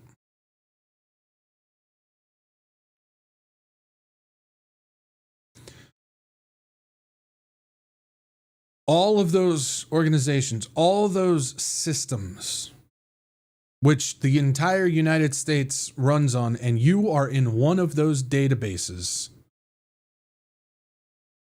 Palantir is plugged into and is running now.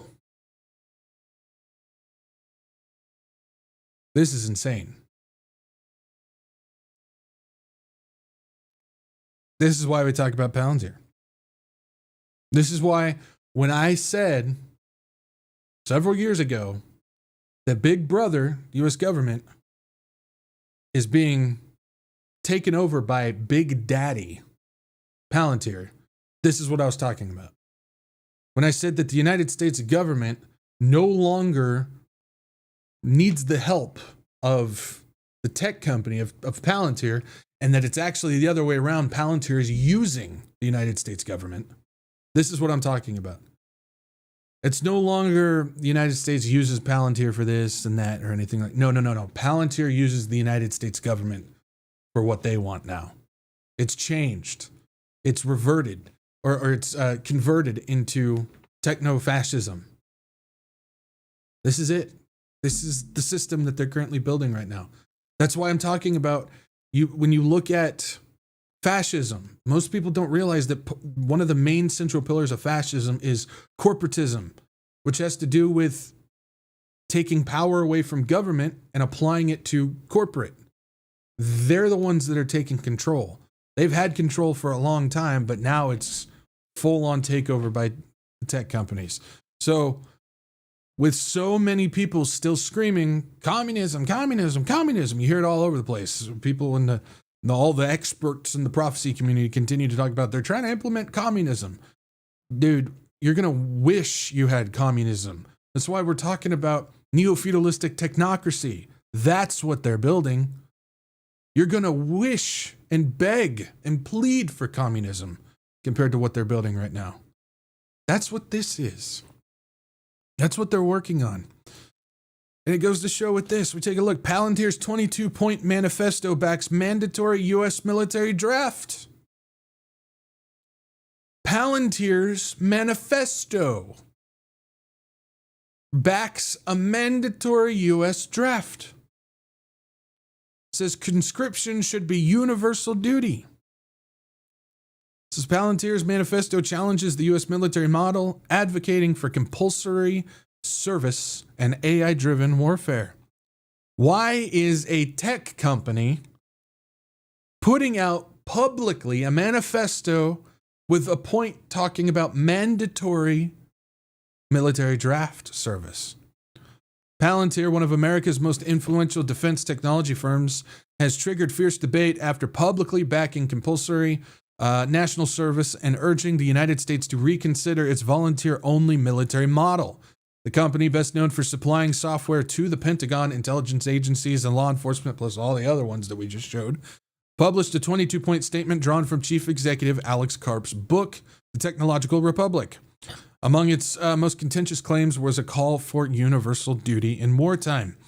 The statement said national service should be a universal duty. We should, as a society, seriously consider moving away from all volunteer force and only fighting the next war if everyone shares in the risk and the cost. Says Palantir released the statement over the weekend through its official social media channels, describing it as a brief summary of Karp's 2025 book. The manifesto ranged far beyond military service, touching on artificial intelligence, national identity, crime, culture, and Western geopolitical power. Why is a tech company putting this out there publicly? Keep in mind, this is the same tech company that owns the United States government. Goes on to say the selective service system still exists, requiring most male U.S. citizens and immigrants aged 18 to 25 to register in case Congress and the president ever authorize a future draft. We've gone over the fact that the last NDAA that was signed is going to institute a forced automatic selective service conscription sign-up system beginning this December. So that means anyone in the ages of 18 to 25 that goes and gets like a driver's license or a passport or anything like that will automatically, you don't even need to sign it. They don't even ask your approval. It'll automatically sign them up for draft, even though one's not active yet. But we understand via Carolyn Levitt a month ago confirmed that it's not off the table.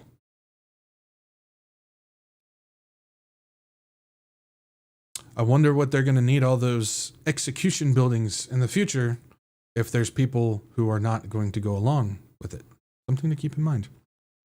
It says Palantir's intervention therefore touches a raw historical nerve. Critics of conscription often cite inequities during Vietnam when wealthier Americans sometimes secured deferments while poorer communities bore heavier burdens, which is very interesting because guess who one of the people were that dodged the Vietnam draft because of a fake medical injury? That would be our Commander-in-Chief, Donald J. Trump, who is a Vietnam draft dodger because he made up, his lawyer said so, he made up a medical injury of bone spurs, which he never had. But because he was a part of the wealthier community, he was able to dodge the draft.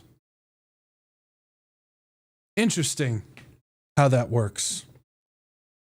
Also interesting that with everything going on regarding the Iran war, somebody asked him a question about it, and he says, give me time. Vietnam was 18 years.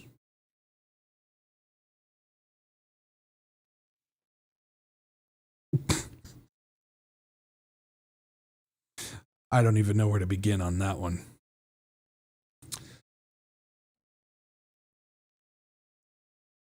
This is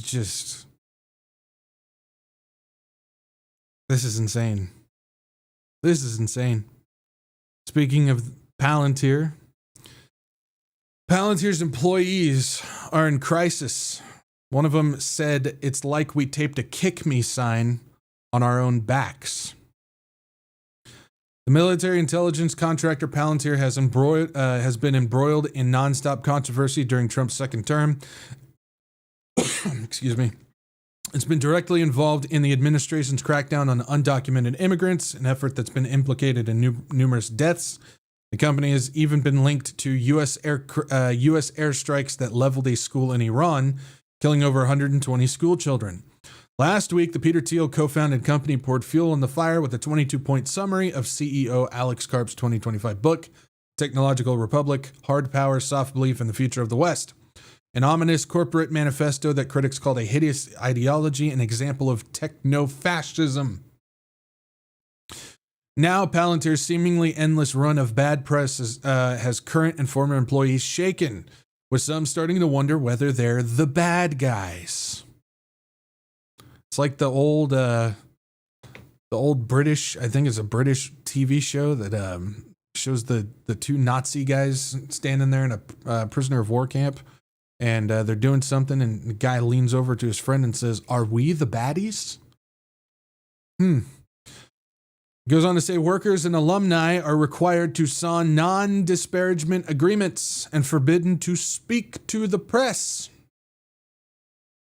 Wow, that should tell you everything that you need to know. It says, meanwhile, employees have vented in internal Slack threads, which is a way for people who work at a company to communicate with each other, voicing their growing concerns over Palantir and ICE's relationship, especially after the shooting and deaths of numerous protesters. Palantir started auto-deleting conversations in at least one Slack channel after 7 days. Auto-deleting chat. Following the deadly strike on the Iranian school, one employee asked in a Slack chat if we were involved. Yeah. So they have to sign agreements that says we're not going to go out and talk about these things to the press and to the public. And conversations in some of the Slack channels are now being auto-deleted. That should tell you something about what's going on in Big Daddy's company.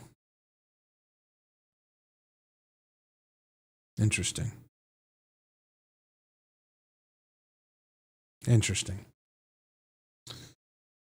All right. Just a couple more things, and we will be out of here.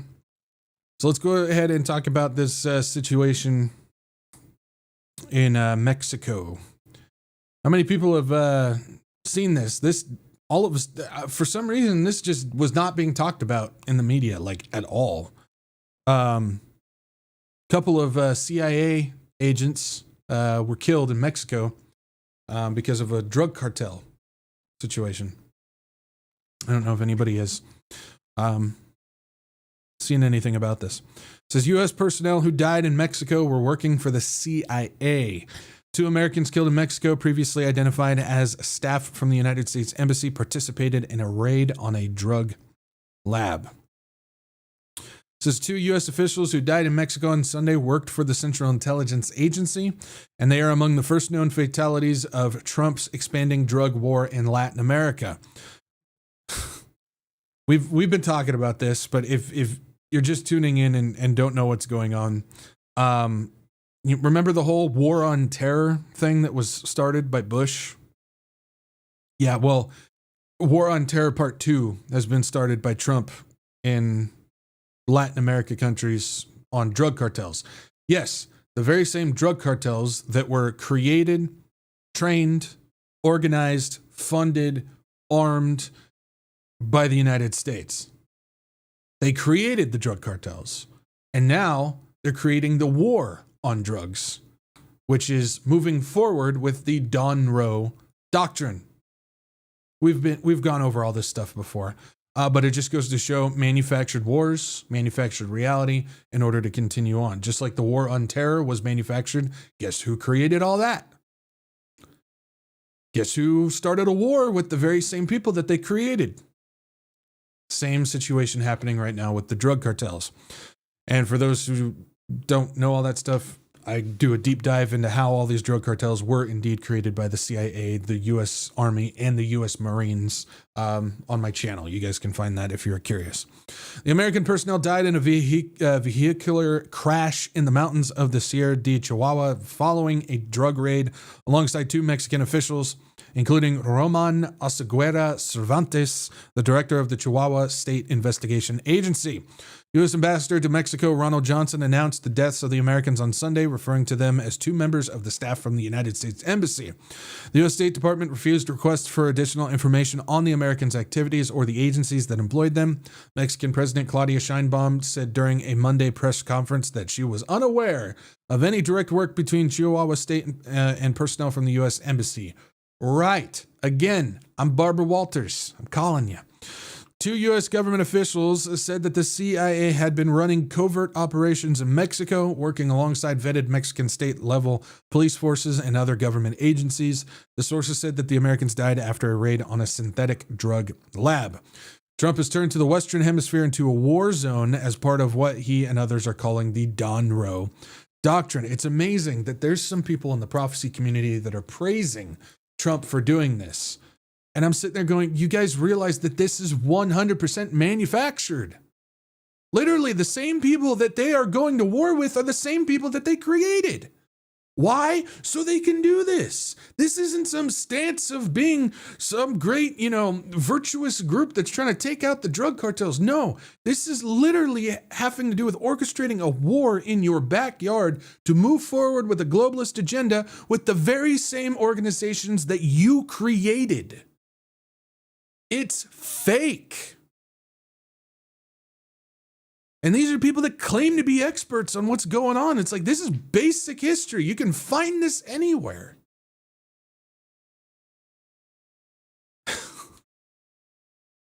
Says Admiral Frank M. Bradley, the chief of the U.S. Special Operations Command, recently referenced the perceived increase of U.S. support to counter cartel operations in Mexico in a testimony before the House Subcommittee on Intelligence and Special Operations.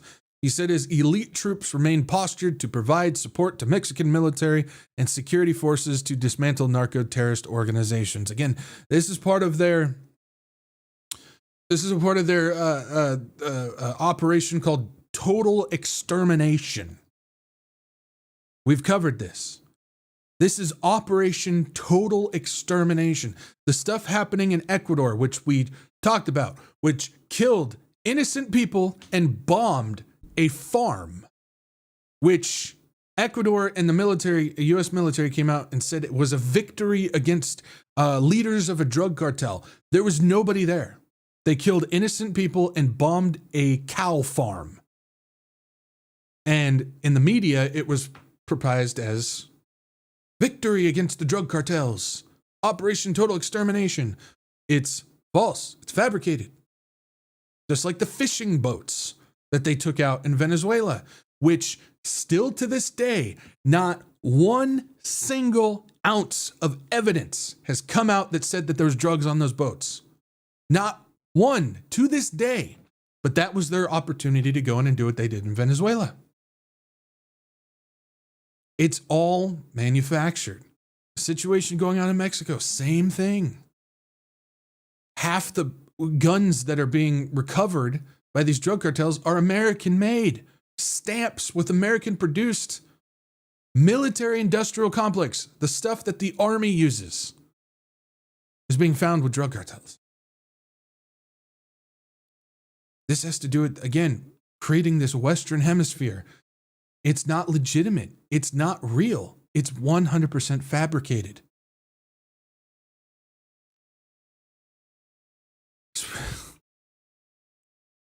This is the deception that I'm talking about. And people just don't seem to care, because the moment you say, go look this up, just if you believe that this is real, go look up this thing. Go look up the history that says that the United States CIA, military, and Marines were the ones that created the very same cartels that they're declaring war against right now in order to institute this Don Roe doctrine. Just go look at the history of it.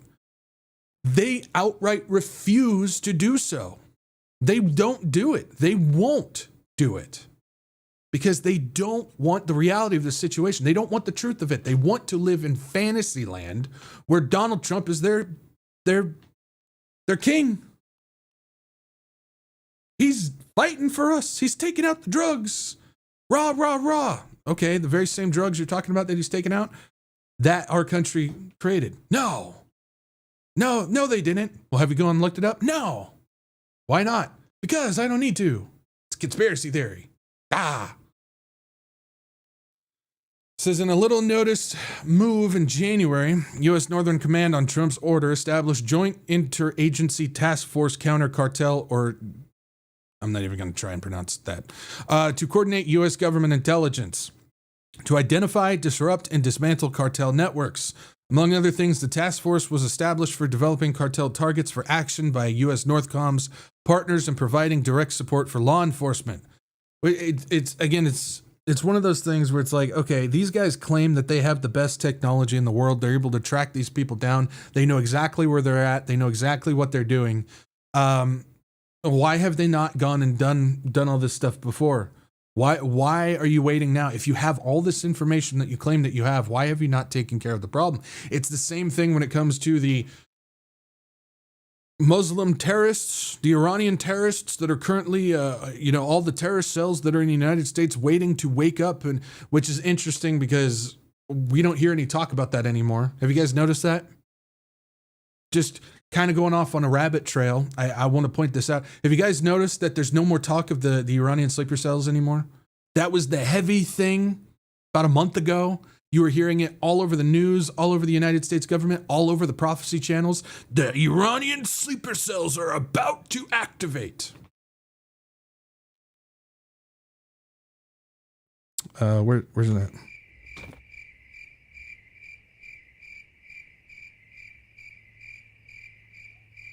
These are the same Iranian sleeper cells that I have been told by multiple people who claim to be prophecy experts that the United States knows the names of the individuals, how large the cells are, what cities they're in. Of course, they were all Democrat cities, and all this information, but yet they're not doing anything about them.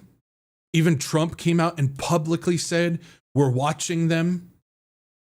Okay, if they're a threat and they're terrorist organizations and you're watching them and you have all this information, why are you not taking care of the problem? Do I need to play the crickets again? This is what I'm talking about, is basic things that we are being told are real can be demolished with a simple question. But people don't care about that question because they have a narrative to protect. The same thing with the war on drugs right now, currently with the Don Roe doctrine. It's the same thing. General Gregory Gillett, Northcom's commander, told lawmakers that the force would provide actionable intelligence to the government of Mexico and federal law enforcement counterparts acting domestically based on leads developed from foreign intelligence operations. Brian Finucane, a senior advisor for the U.S. program on the International Crisis Group, said in his second term he now has some officials in his administration eager to do a Sicario, making Mexico a battlefield in the new GWAT, or Global War on Terror against the narcos. This is the War on Terror 2.0. That's what this is. The War on Terror was manufactured just like this one. This is the forever war. and it's still going. Acting Assistant Secretary of Defense for Homeland Defense and America's Security Affairs Joseph Humeyer was unable to tell members of the House Armed Services Committee how many land strikes were being conducted almost across 20 Latin American and Caribbean nations. I don't have an exact number. We've gone over this before. The United States is dropping bombs in over 20 Latin American countries as we speak. And the person that's supposed to be overseeing the information regarding those bombs says he does not have an exact number of how many bombs we've dropped there. This is the quote-unquote peace president that is claimed to have ended 8 wars, more wars than any president in U.S. history. But guess what? He has overtaken the amount of countries and amount of bombs he has dropped than any other president in U.S. history. And half the wars he's quote-unquote ended are the ones he started.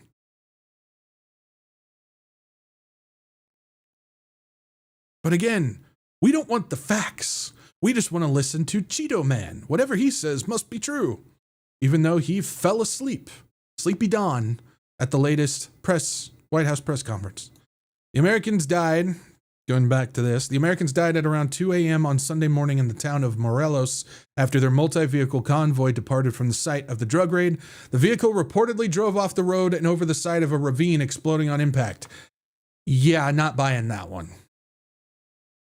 If you have high intelligence officers, CIA and Mexican intelligence, who just got done with the drug raid, they didn't just drive off a cliff.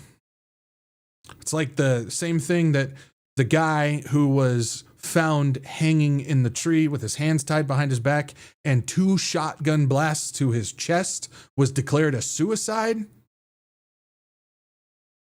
Just so happened to actually be connected to the Clinton family. Yeah, are we really going to believe that? Really going to believe it's a suicide? I don't think so. So getting a little bit more information on this, we move over here, and it comes to find out that there was 4 CIA officials who were present at the Mexican drug lab raid, and 2 of them died. So we were being told by the United States that there was only 2 of them, and they were embassy officials. But the reality is there was 4 CIA officials, and 2 of them died. The raid marks at least the 3rd time CIA operatives have joined Chihuahua state officials this year. And that leads us to this, where Mexico's government keeps contradicting itself over the role of CIA agents in Chihuahua operation. Mexican authorities on Wednesday continued to muddle the official account over the roles of 2 CIA agents in a counter-narcotics operation in northern Mexico and the extent to which Mexico's federal government was aware of the U.S. involvement in the incident.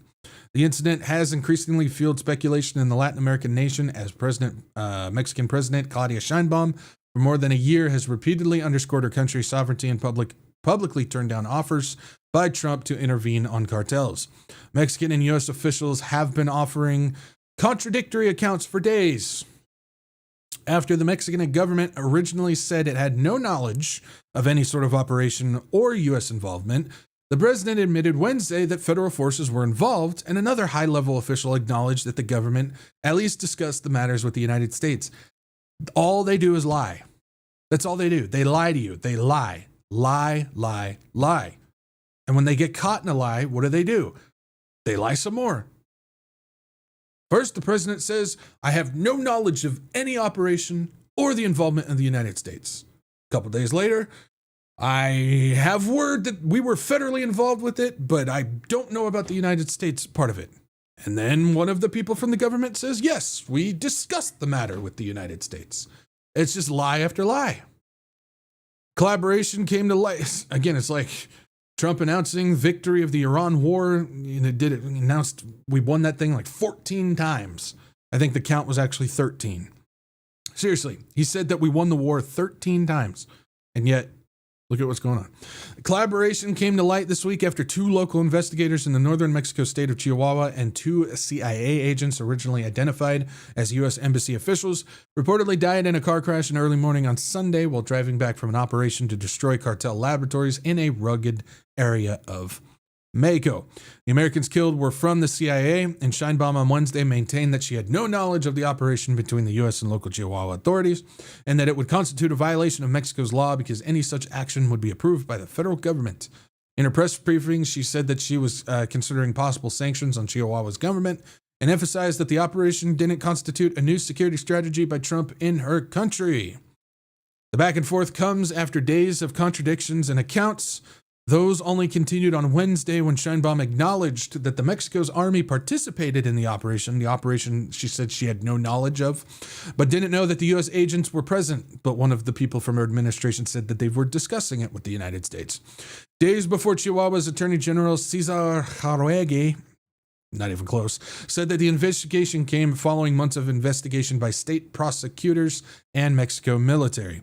Later on Wednesday, Security Secretary Omar Garcia Harfuch said at a news conference that the Defense Ministry had previously received a petition for security support by the U.S., but he added that going to support an operation is different from actually being part of the planning of an operation. What? So we're being told the U.S. was not involved, but they were there in support. And we told them that we were going to do it, but they weren't involved with the planning of it. So were they not there? Did they participate? Did they not help plan it? You decide. It says agents have never been in the field with us, he added. But you just said that they were there in support. Doesn't make any sense, man. Oh my gosh.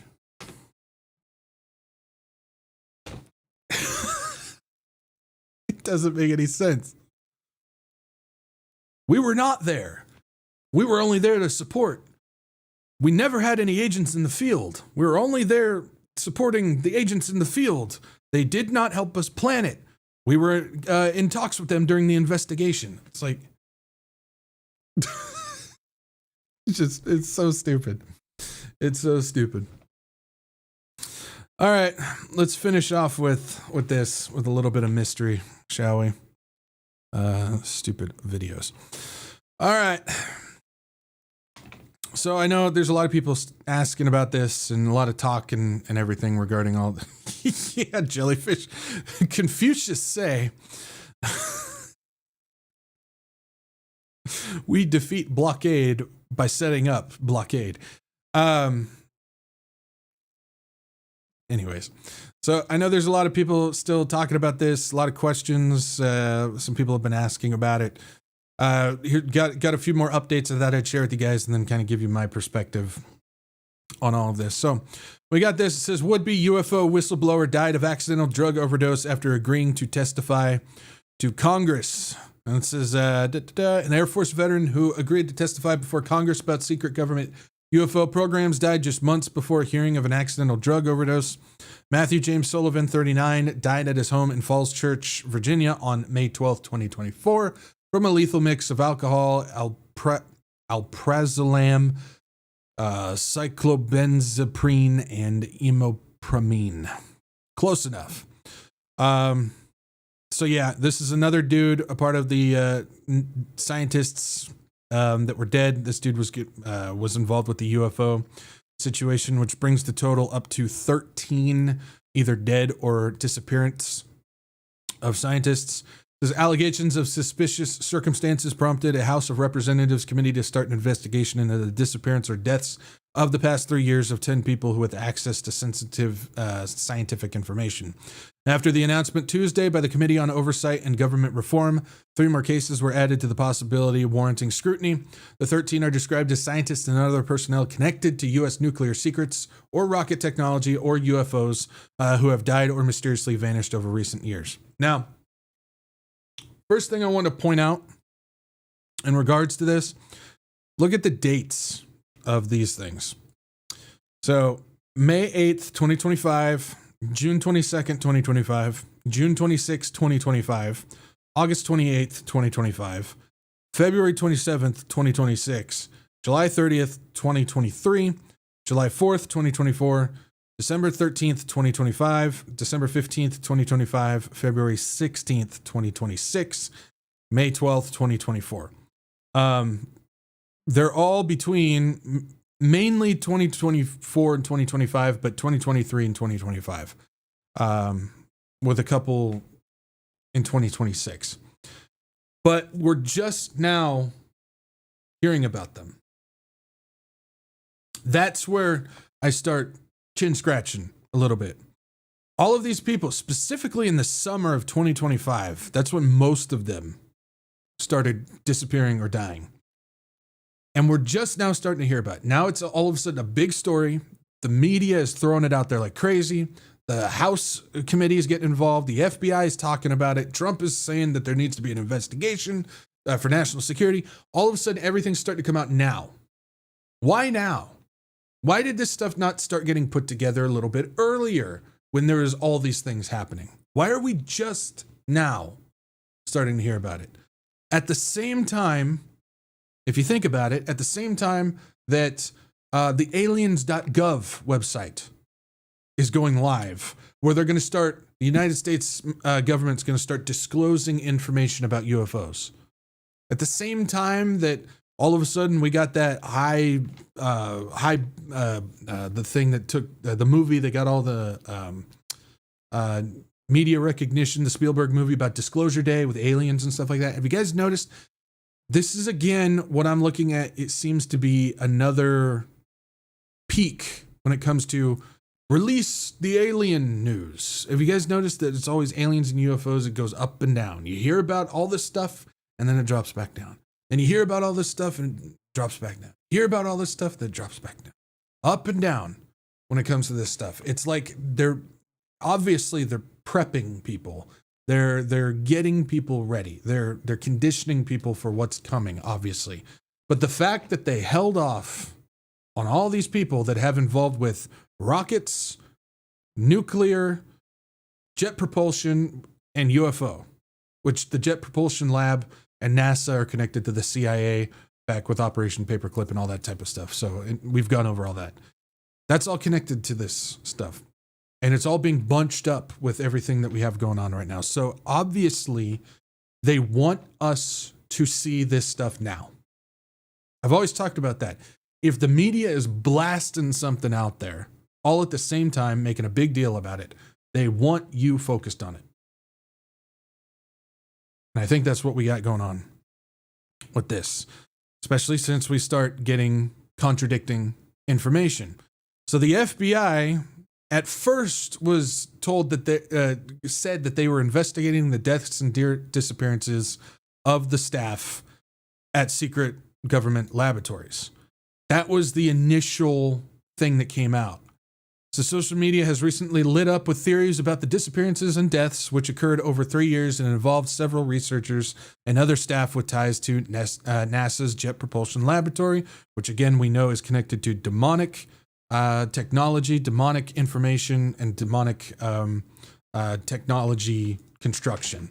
And Los Alamos National Laboratory. I don't claim to have a lot of information about Los Alamos, so I can't say anything about that. But jet propulsion, we know, has a major connection to demonic technology, like the stuff that Nazis were building back in the day that was demonically given to them, and Tesla stuff, which was demonically given to him, and George Van Tassel technology that was demonically given, stuff like that. Now, again, the initial response was the FBI claimed that they were looking into it. However, we are now learning the FBI's role is not exactly what we thought. And the well-placed government source has said that the FBI was not investigating the disappearances and deaths as part of the suspicious pattern. Rather, the Department of Energy, which oversees NASA's Jet Propulsion Laboratory and Los Alamos National Laboratory, was looking into it. It's an internal investigation. The FBI ain't doing squat, even though that's what we were being told. No, the people who oversee those things are investigating their own stuff.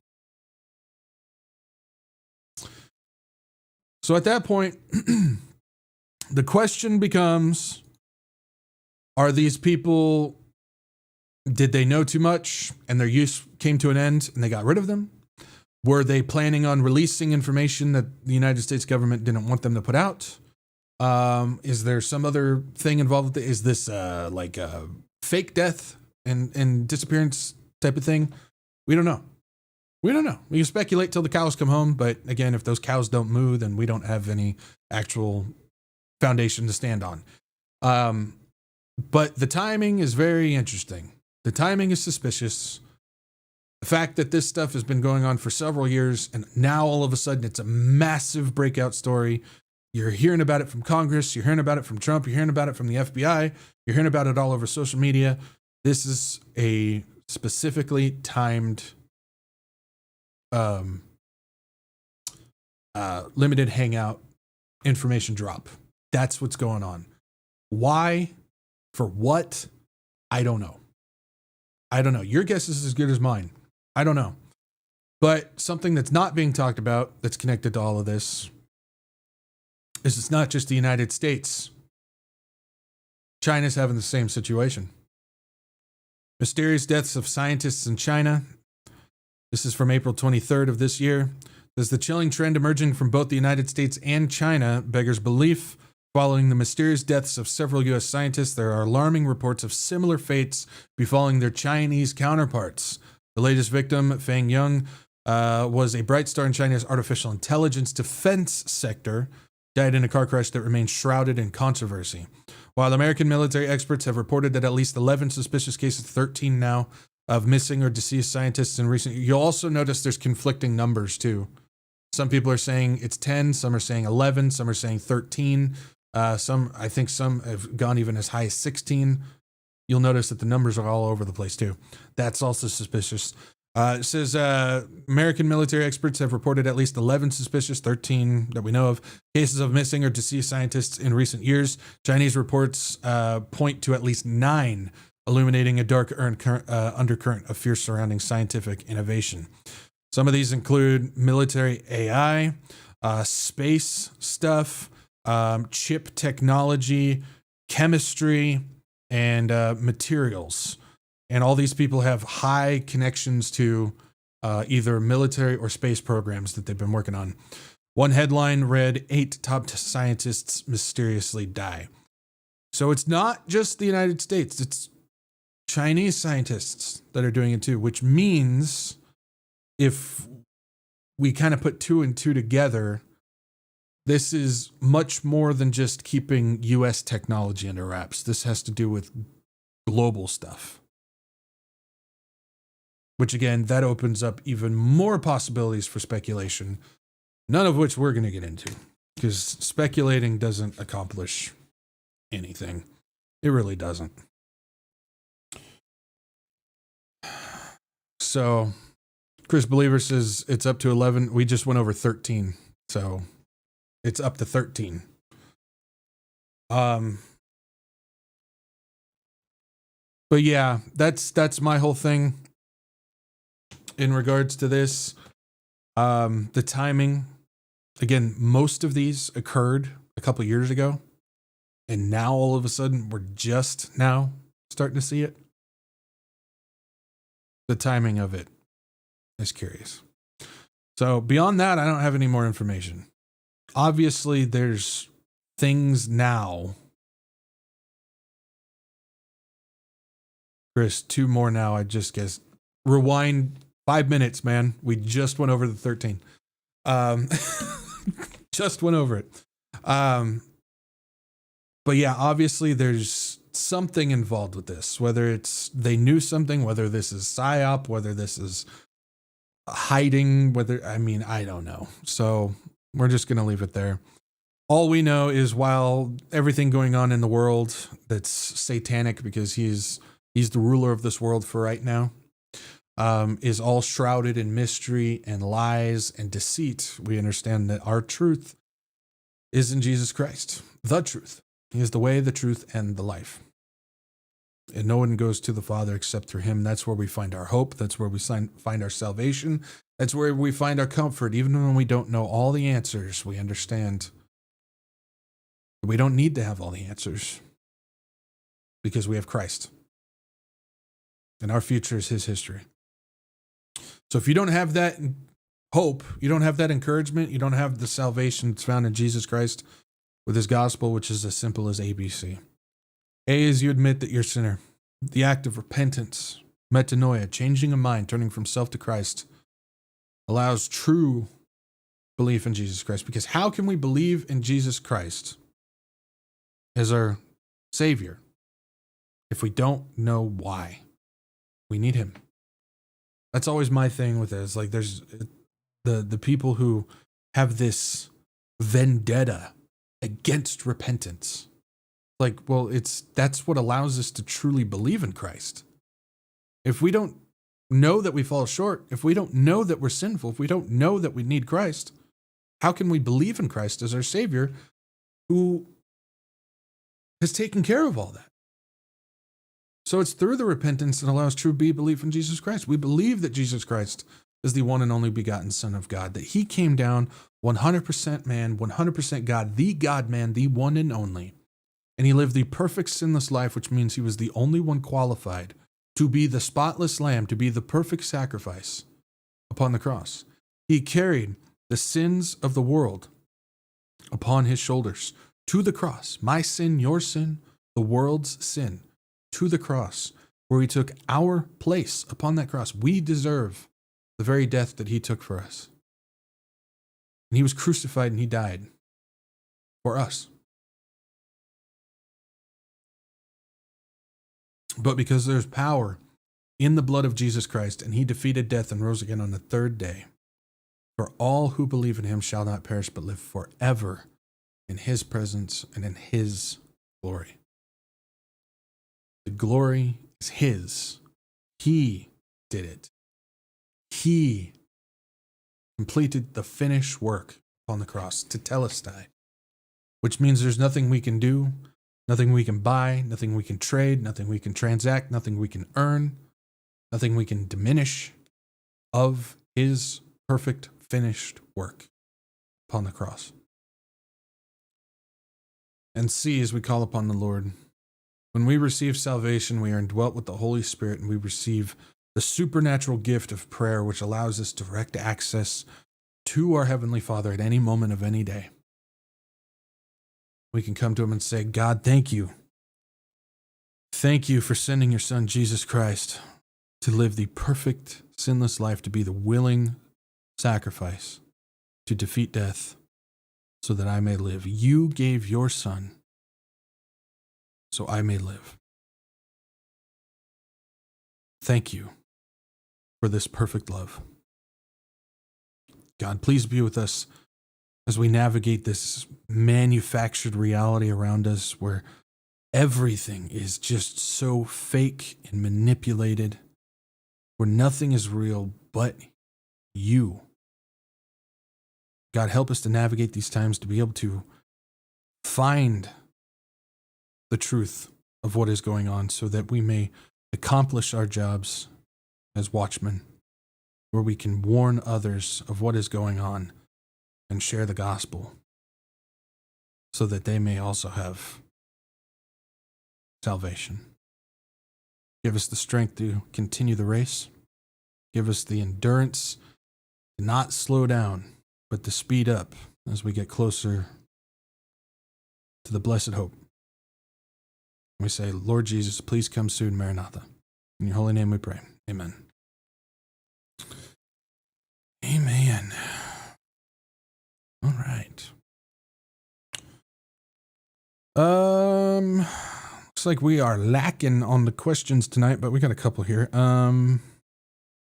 Lori says, heard Trump is bringing back capital punishment, firing range, gas asphyxiate, and guillotine. Is this true? What's your take on this? So we kind of covered that already.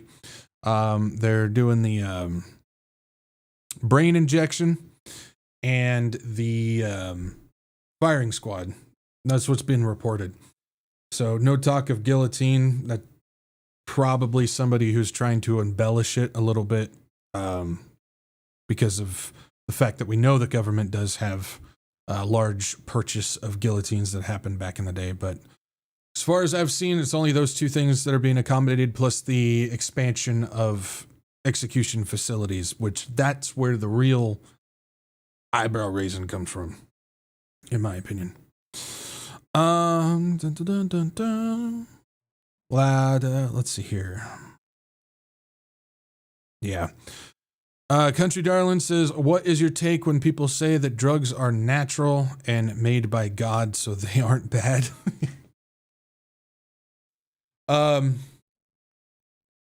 God made a tiger that can maul my face off.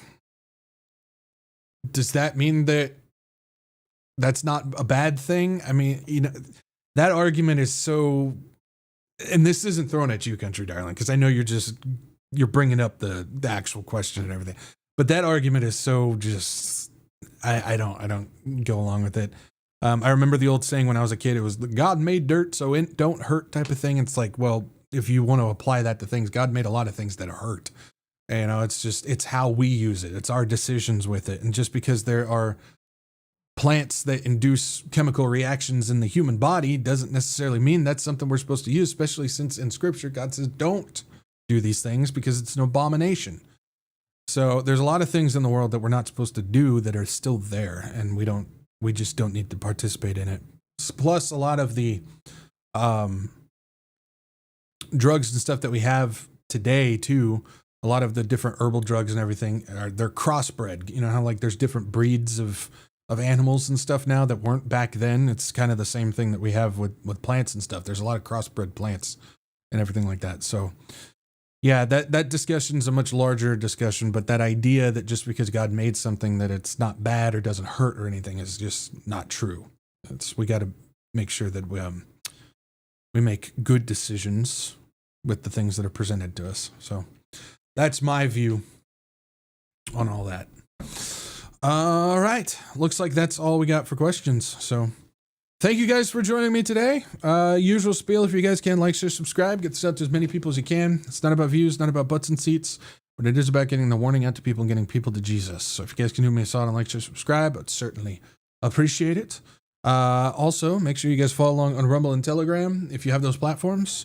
Rumble's a backup channel backup platform in case we get booted off YouTube. Telegram post updates, announcements, and other little things that I can't necessarily put in video format. I throw up on there. So if you have those platforms, feel free to follow along. If not, no worries. Just make sure you guys bookmark the WretchedWatchmen.com website. That's your one-stop shop to stay up to date on everything happening in the Wretched Watchmen world of things. You'll find the latest podcasts and live streams, the announcement page, and you'll find the free book to download and and the free book to download and all that stuff. If you haven't read that book, I highly suggest it. I know the author, good dude. But yeah, it's free to download on there. So yeah, if you want to know what's going on with this channel and everything like that, that's the best place to find out. Last but not least, if you guys like to support this channel and what I got going on, I got donation links down below. CashApp, Venmo, and GiveSendGo. This channel's not monetized. I don't make anything from ads, views, or anything like that.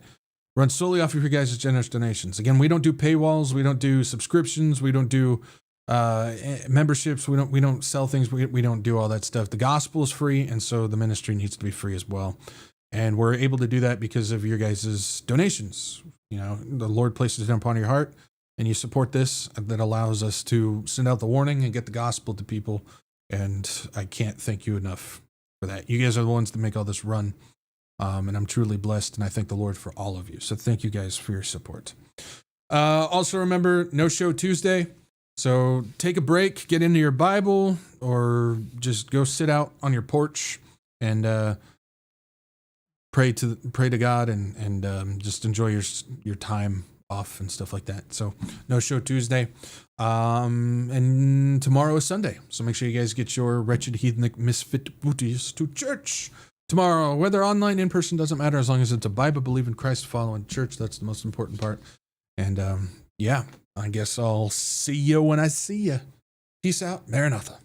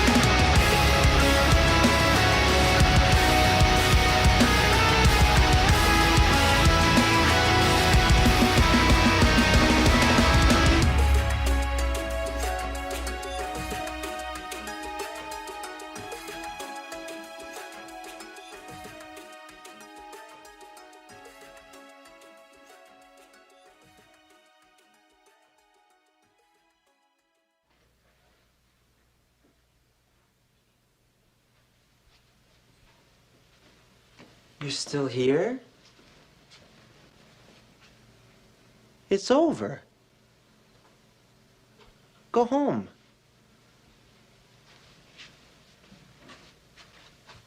Go.